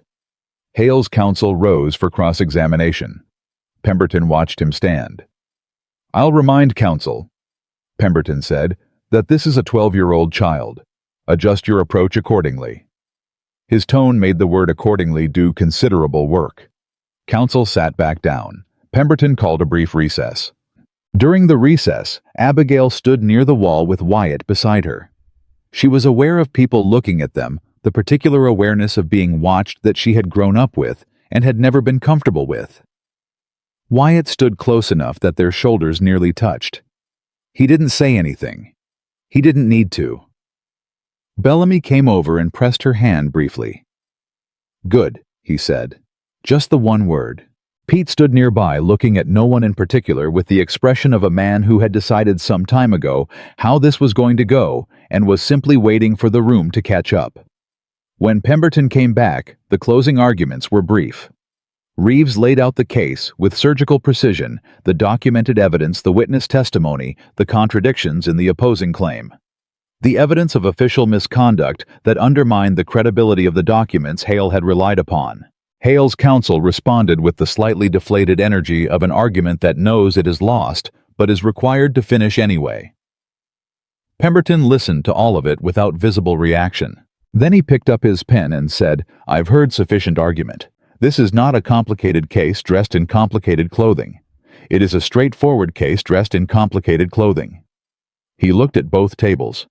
The 1879 registry filing is clear documented and corroborated by contemporaneous witness testimony. The contestation relies on documentation produced by officials whose impartiality is now substantially in question. The challenge to the marriage validity relies on a characterization of events that is contradicted by the testimony of multiple witnesses and by the record of the marriage itself. He set down his pen. The estate contestation is denied. The water rights designation as filed by Thomas Carter in 1879 stands and is confirmed. The marriage of Wyatt Dawson and Abigail Carter Dawson is recognized as valid and legally binding. He looked at Hale's table. Counsel is advised that the court will be forwarding the evidence of official misconduct to the appropriate territorial authority for review. He stood. Everyone stood. And it was over. Not loudly, not with the dramatic finality of a story that ends on schedule. It was over the way real things end, with paperwork and a judge's signature and the specific silence that follows when something that has been fought over is finally settled. Abigail stood at the table and did not move for a moment. She heard the room moving around her, Bellamy saying something to Pete Reeves, gathering papers with his efficient hands, the low sound of voices processing what had just happened. Then she heard Hale. He was at his table speaking in a low and controlled voice to his lawyers. She couldn't hear the words, but she could read the posture, the particular stiffness of a man adjusting to a loss he had not fully prepared for. He looked up once and found her watching him. His expression was not angry. It was something colder. She held his gaze. He looked away first. She picked up her bag. She turned toward the door. Outside the courthouse, the late summer sun was direct and warm, and the main street of Dry Creek was doing what it always did, being a small town going about its business horses at hitching posts. Two women talking outside the general store, a child chasing something that had escaped. She stopped on the courthouse steps. Behind her, she heard people coming out. Reeves, Pete, Bellamy. She heard Wyatt's boots on the steps. She heard him stop. She turned around. He was one step above her, which put them at almost exactly the same height. He was looking at her the way he always looked at her, completely, without negotiation. Around them, people were coming out of the courthouse. Neighbors, ranchers, people from town who had watched the entire proceeding. She was aware of every one of them. She was aware of almost nothing except Wyatt standing one step above her on a courthouse in Wyoming in the last weeks of summer. The marriage no longer needed to exist. They both knew that. The threat was gone. The legal protection had served its purpose. She was free, completely, legally, entirely free to walk away from Dawson Ranch and Dry Creek and Wyatt Dawson and start whatever came next in whatever direction she chose. She looked at him. She thought about $12 and a barn outside Laramie and a stranger on a street holding a horse. She thought about 11 minutes in a preacher's parlor. She thought about ledgers at a kitchen table and 4 pages of notes and a man asleep in a chair with a blanket over his shoulders. She thought about Emma in the barn with a book on her knees saying, "My mother used to read to me." She thought about 3 days of running and 2 months of staying and the very clear difference between them. She stepped forward. She put her hands on his face, and she kissed him. Not carefully, not tentatively, not the way a person kisses someone they are uncertain about. The way a person kisses someone they have been certain about for longer than they admitted on the steps of a courthouse, in front of everyone who had watched them fight for 2 months and deserved to see how it ended. He kissed her back, immediately and completely, and with the same unhurried certainty he brought to everything he did. When she stepped back, she was aware of the sound around them, not loud, but present. The specific sound a crowd makes when something happens that is real. She looked at him. His hands were still at her waist. His expression was the one she had seen only in pieces before, fully open, fully present, the face underneath the careful steadiness. He looked, she thought, slightly stunned, which was extraordinary, because she had watched this man face down bounty hunters and lawyers and territorial court proceedings without the slightest visible disturbance. "You're speechless," she said. "I am," he said. "That's new." "It is," he agreed. Behind them, Pete said to no one specifically, "Well, it's about time." Bellamy laughed. Reeves, to his credit, said nothing, but she heard him closing his briefcase with the satisfied finality of a man who considers the matter thoroughly resolved. Wyatt looked at her. "Abigail," he said. "Don't make a speech," she said. "You're terrible at speeches." "I wasn't going to make a speech." "Good." "I was going to ask if you wanted to go home," he said. She looked at him for a moment. "Home." "Yes," she said. "I do." He offered his arm. She took it. They walked down the courthouse steps together into the ordinary, irreplaceable afternoon, and behind them, Dry Creek went on being itself, and ahead of them, Dawson Ranch waited, the way it always had, patient, solid, and exactly where they had left it. The ride home from the courthouse was quiet in the way that follows something large, not empty quiet, but full quiet. The kind that happens when people have said enough important things in a short period of time and need the space between words to let it settle. Pete rode ahead. Reeves had stayed in town to finalize the paperwork. Bellamy had shaken Wyatt's hand outside the courthouse with both of his own and said nothing more, which was exactly right. Abigail rode beside Wyatt and watched the road and felt the particular strangeness of a day that had changed everything, and was still the same day, same sun, same dust, same Wyoming hills, doing what they always did, regardless of what happened underneath them. "Emma doesn't know yet," she said. "Pete will tell her before we get there," Wyatt said. "She'll have questions. She always has questions." She looked at him. He was watching the road with the calm, focused expression he wore when he was thinking about more than one thing at once. She had learned to read the difference between his silences, the thinking ones, the content ones, the ones where something was bothering him that he hadn't figured out how to say yet. This one was the thinking kind. "Say it," she said. He glanced at her. "What? Whatever you're working through, say it." He was quiet for another moment. Then, "The water rights are yours now. Legally confirmed. No challenge pending." He kept his eyes on the road. "The Denver property sold. That money belongs to you. The ranch note is cleared." He paused. "You have resources now that you didn't have 3 months ago. You have options." She understood what he was doing. Not pulling away, Wyatt didn't do things indirectly.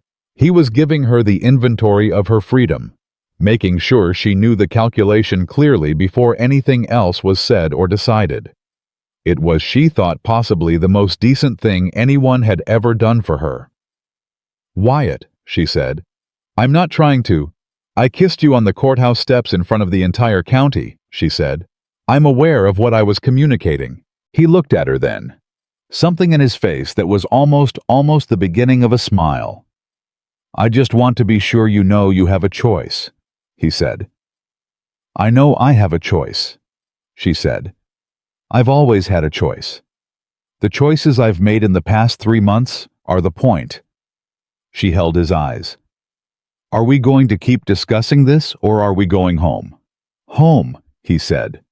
"Good," she said. They rode the last mile in that full quiet, and it was the most comfortable mile she had traveled in longer than she could remember. Emma was on the porch when they arrived. Pete was beside her with the slightly relieved expression of a man who has successfully delivered news to a 12-year-old without incident. Emma looked at them coming up the road, and then she looked at Wyatt, and then she looked at Abigail, and then she said to Pete specifically, "I told you." "You told me." Pete agreed. "I said it would work out." "You did say that." "I said it 3 weeks ago." "Emma," Wyatt said, dismounting. "I'm just noting that I was right," Emma said. "For the record." "Noted," he said. He walked past her toward the barn to see to his horse, and as he passed, he put his hand briefly on the top of her head, a gesture so quick and habitual that Abigail suspected he didn't know he'd done it. Emma leaned into it slightly in the same unconscious way. Abigail stood in the yard. Emma came down from the porch and stopped in front of her. "So you won," Emma said. "We won," Abigail said. Emma considered this. Pete said the judge confirmed everything. He did. And the man from Denver Hale? He has no claim here anymore, Abigail said, legally or otherwise. Emma nodded slowly. Then she said with the directness that was her most defining quality, "Are you staying now? Not temporarily? Actually staying?" Abigail looked at her. This child who had walked into a barn to find her reading, who had asked for fractions when Abigail was frightened, who had sat in a courtroom and told the truth in 8 sentences more effectively than 2 lawyers had managed in 2 hours. "Yes," Abigail said, "I'm staying." Emma looked at her for one more moment. Then she stepped forward and put her arms around Abigail's waist and held on with the specific intensity of a child who doesn't do this easily and means it completely when she does. Abigail held her back. She pressed her eyes closed. She thought about how $12 and 3 days of running had brought her here to this yard, this child, this particular moment of being held on to, and she could not begin to construct a version of her life in which she would have chosen differently, even knowing everything the past 3 months had cost. "All right," Emma said, finally pulling back and restoring her dignity. "I made supper. It's probably cold now. I'll heat it up," Abigail said. "I know how to heat things up," Emma said, with mild offense. "I know you do. Come help me anyway." Emma went ahead of her into the house. Pete looked at Abigail. "Thank you," she said, "for everything, these past weeks." Pete looked at his boots. He was constitutionally uncomfortable with direct thanks, which was something she had noticed immediately and found endearing. "Just doing my job," he said. "You did considerably more than your job," she said. "Don't tell Wyatt that," he said. "He'll think I want a raise. Do you?" Pete looked at her with an expression caught between surprise and amusement. "Probably," he said. Then he walked back toward the barn before she could respond. She went inside. The weeks that followed the hearing moved differently than the weeks before it. Not slower. There was still work, always work. The ranch operating with the specific demands of late summer moving toward fall. But the quality of the days was different. The constant background pressure of the legal threat was gone, and without it, the ordinary texture of the ranch revealed itself more clearly, the work that needed doing, the decisions that needed making, the people who needed tending. Abigail settled into all of it with the particular ease of someone who has found the right size of life and recognizes it. She continued with the finances, not because she had to, but because she was good at it, and the ranch benefited, and Wyatt had long ago stopped pretending he could manage the books as well as she could. They had a conversation about this directly the way they had conversations about everything plainly at the kitchen table, without performance. "The water rights income needs to be managed separately from the ranch operating account," she said one evening in mid-September. "When the spring surveys come in and the neighboring access arrangements are formalized, you'll have a revenue stream that's distinct from the cattle operation. They should be treated as distinct." Wyatt looked at her from across the table. "You've already set up the accounts." "I set up a proposal," she said. "I need your agreement before anything is finalized." "You have it," he said. "You didn't even look at it." "I looked at it this afternoon," he said. "It's correct." She set down her pen. "When did you look at it?" "When you were at the south fence with Pete."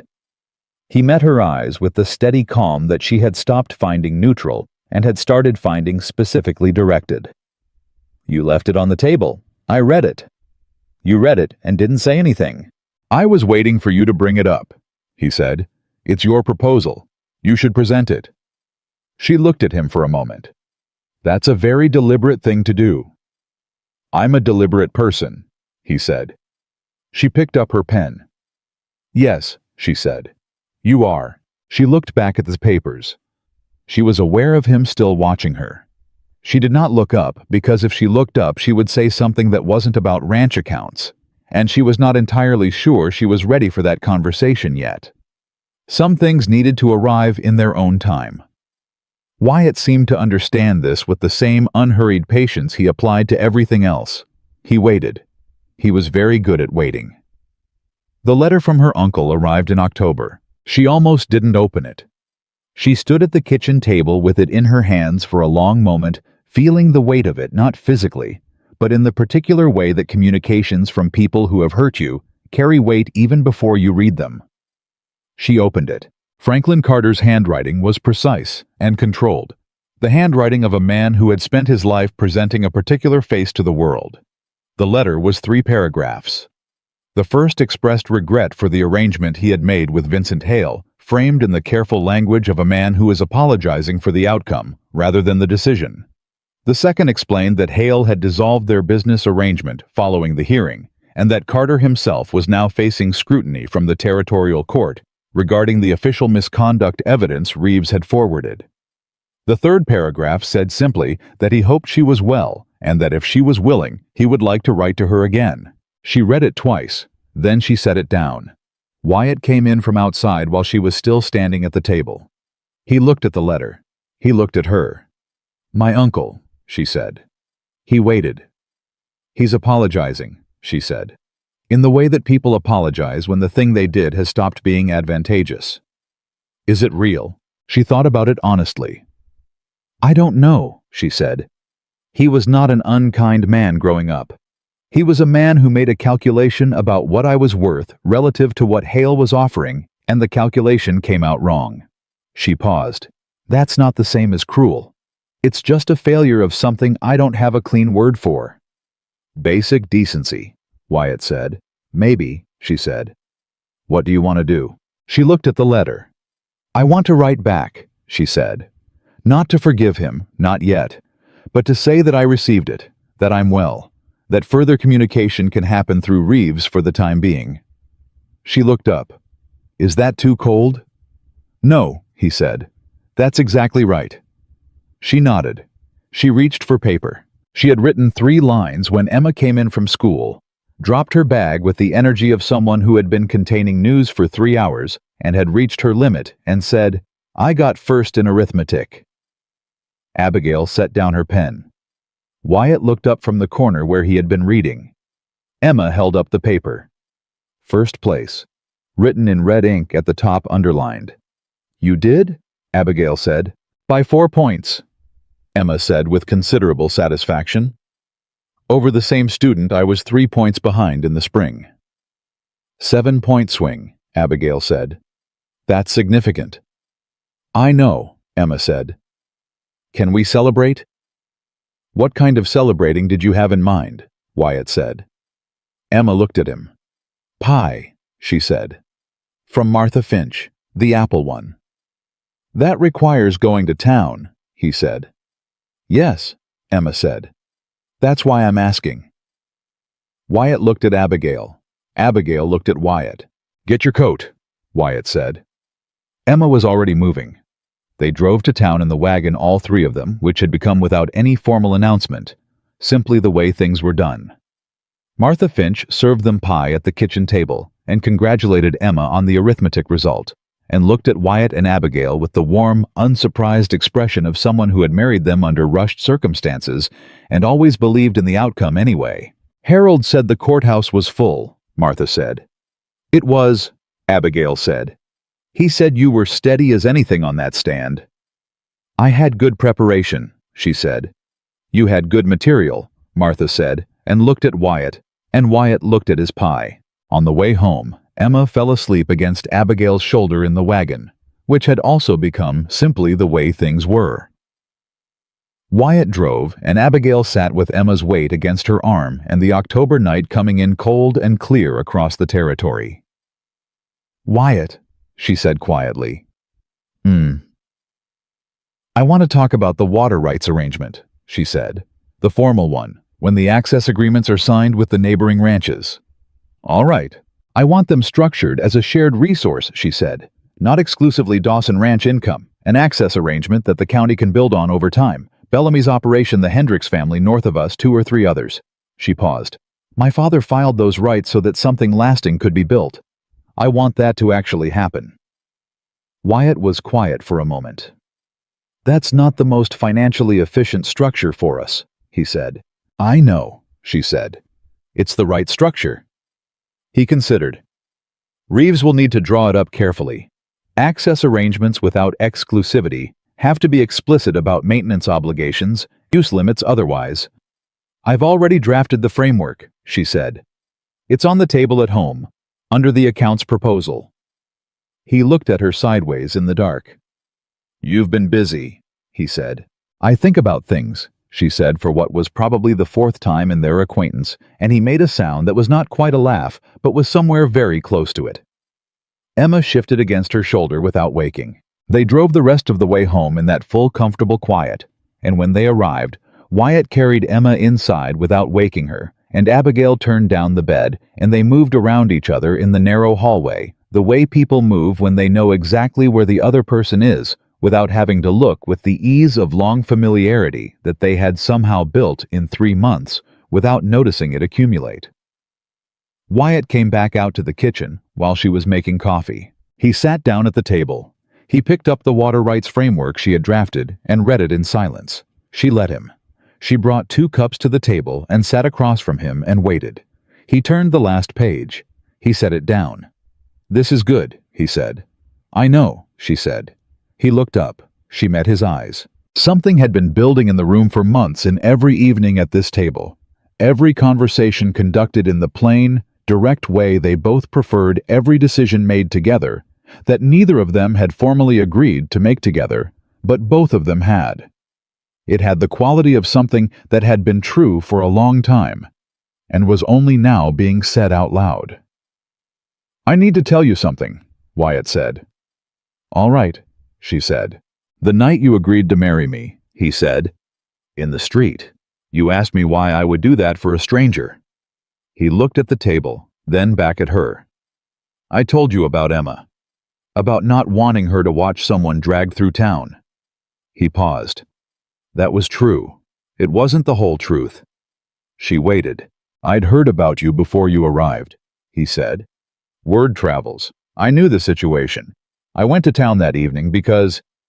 He stopped, restarted. I went because I couldn't sit here knowing what was happening and do nothing about it. That's what I told myself. He held her eyes. But there's a difference between going to town to help in some general way and walking up to a woman you've known for 4 minutes and offering to marry her. That second thing required something I don't usually do. What's that? She said. Deciding, he said. Before I had information, before I could be sure. He paused. I decided something about you in about 30 seconds on that street. I've never done that before in my life, and I've never regretted it. The kitchen was very quiet. She looked at him across the table. This man who had given her his name before he knew her name, who had gone to Denver to fight for her property, who read her proposals in the afternoon, and waited for her to present them because they were hers to present, who put a blanket over her shoulders in a courtroom and carried a child down a hallway without waking her. Wyatt, she said. I know it's complicated still, he said. The formal arrangements, what we are on paper versus what we actually...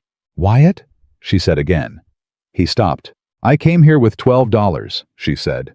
I was going to be gone in a week. I had no intention of caring about anything in Dry Creek, Wyoming, because caring about things when you're running is a liability. She set down her cup. I care about everything here. I care about the south fence, and the account books, and August Bellamy's cattle, and Pete's opinion of me and Emma's arithmetic. She held his eyes. And I care about you in a way that stopped being complicated approximately 6 weeks ago. I just needed everything else to be settled first before I said it out loud. He was looking at her with that open, unguarded expression she had seen only in pieces until the courthouse steps. Why did you need everything settled first? He said.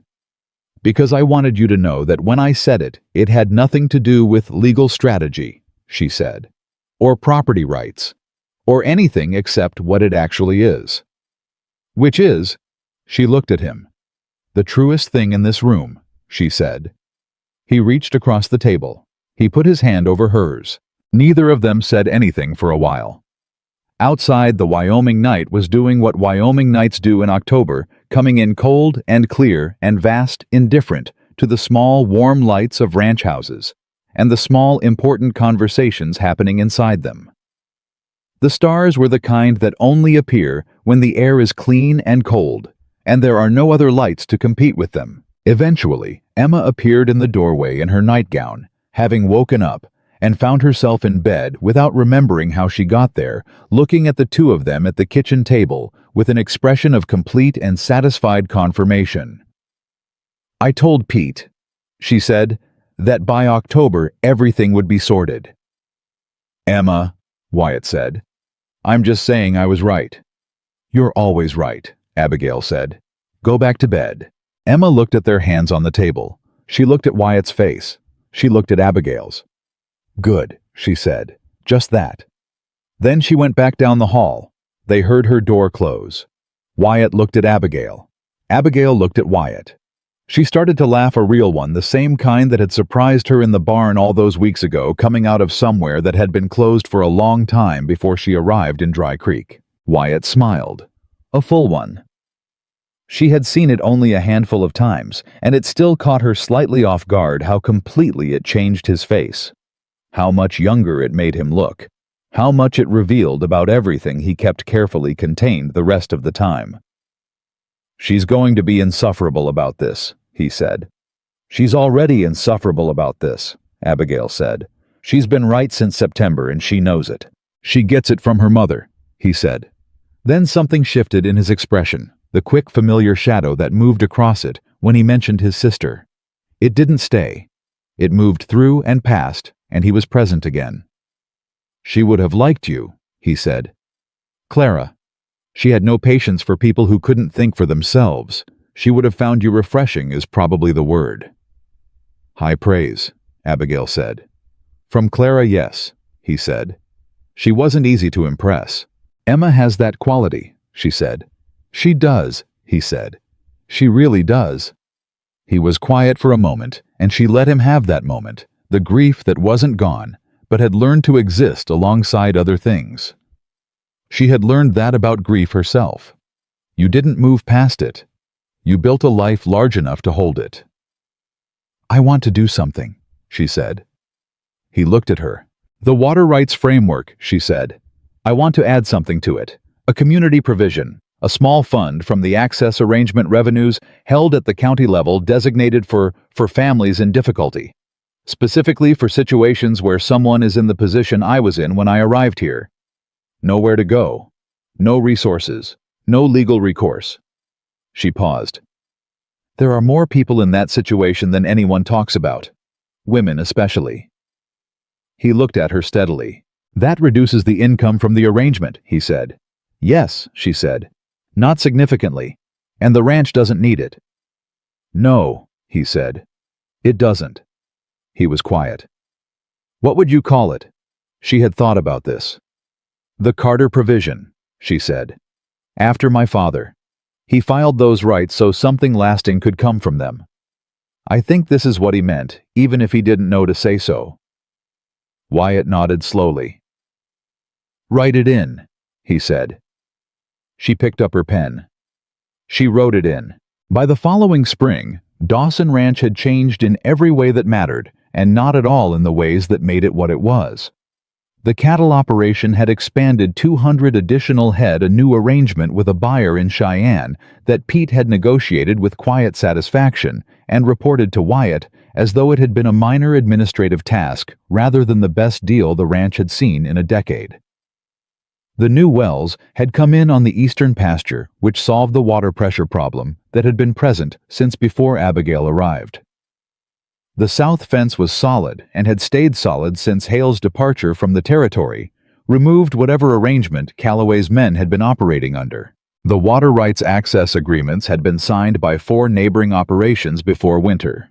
Bellamy's signature had gone on first, with a steadiness that communicated he had never doubted the outcome. The Carter provision had been included as written, and Reeves had structured it cleanly, and the county administrator had noted in correspondence to Abigail directly that the provision was an unusual and generous arrangement that several people had already inquired about. Thomas Reeves had come to supper twice. He was thawing gradually into something approaching warmth, which Pete had observed was more than most people managed with Reeves in a decade. Emma had finished the school year first in all subjects. She had told this to Abigail with deliberate casualness that fooled neither of them, Franklin Carter had written twice more. Abigail had written back both times. The letters were careful and brief, and said almost nothing personal, which was probably the only kind of correspondence that was appropriate for now. She had not forgiven him. She had not closed the door. She had decided that was enough for the present. On an evening in early summer, Wyatt and Abigail sat together on the porch in the last hour before dark, the hills to the west holding the last of the light in the way they did this time of year, slowly, as if reluctant. Pete had gone home. Emma was inside with her book. The ranch was breathing its evening breath, settling into quiet the way it always did. "Tell me something," Wyatt said. She looked at him. "What?" "The night in the street," he said. "When I made the proposal. What were you actually thinking, not what you decided? What you were actually thinking?" She considered this honestly. "I was thinking that you were either genuinely decent or an extraordinarily convincing fraud," she said. "And that I had about 40 seconds to decide which. And I looked at your hands," she said, "the way you were holding the reins, the way you moved the horse when you caught me. You were paying more attention to not frightening the horse than to anything else, even with bounty hunters 30 feet away." She paused. People who hurt things don't think about not frightening animals in moments of pressure. It's not a conscious decision. It's character. She looked at him. "That's what I was thinking." He was quiet for a moment. "You decided in 40 seconds based on how I held a horse," he said. "I decided in 40 seconds based on who you actually were," she said. "The horse was just the evidence." He looked out at the hills, then back at her. "I decided in 30 seconds, he said. "What was your evidence?" "The way you looked at me," he said. "You were terrified, and you were still looking at me like you were taking my measure. You weren't asking to be saved. You were assessing whether I was worth the risk." He paused. "I'd never seen that before. Not like that. I thought there's someone who's going to be all right no matter what.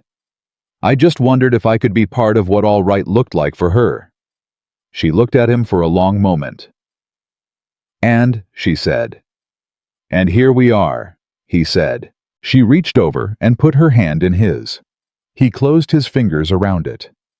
They sat like that while the light finished doing what it was doing with the hills and the first stars came out over Wyoming and the ranch went fully quiet around them. Here we are. 3 months ago, she had been running with $12 and no name she dared use and no future she could see past the next road. She had run straight into a man who held a horse gently in a moment of crisis and offered her his name before she offered him anything at all. She had taken it. She had not known she was taking everything that came with it. The ledgers, the fence line, the child in the barn, the kitchen table at midnight, the lawyer in Cheyenne, the courthouse steps, the hand that was now closed around hers, like something that had been there long enough to know exactly how to hold. She had not known. She knew now. Some people spend their whole lives searching for the place where they are fully exactly, without remainder themselves. Some people never find it. Abigail Carter had found hers by running into a horse on a street in Dry Creek, Wyoming in the last summer of her old life and the first evening of everything that came after. She had not been rescued. She had never needed rescuing. She had needed someone to stand beside her long enough for her to remember what she was capable of, and then to stay freely after the remembering was done. That was what Wyatt Dawson had given her. Not safety, not security, not even love first, though love had come steadily the way he did everything without drama, without conditions, in the same unhurried way he moved through every room he entered. He had given her the chance to choose, and she had chosen, every single day, in $12 decisions and 4-page documents and courthouse steps and kitchen tables and one clear winter morning when she added a provision to a legal document in her father's name and felt something finally fully close. The cowboy who had offered a stranger a single night had not known what he was offering. Neither had she. They had found out together. That was the only way such things are ever truly found. And the life they built from that 40-second decision on a dusty Wyoming street turned out to be the most permanent thing either of them had ever made, more permanent than land, more lasting than legal documents, more solid than any fence line Pete had ever repaired. It turned out to be exactly enough. And then, quietly over time, more than enough. And then, without either of them quite noticing, the moment it happened, everything.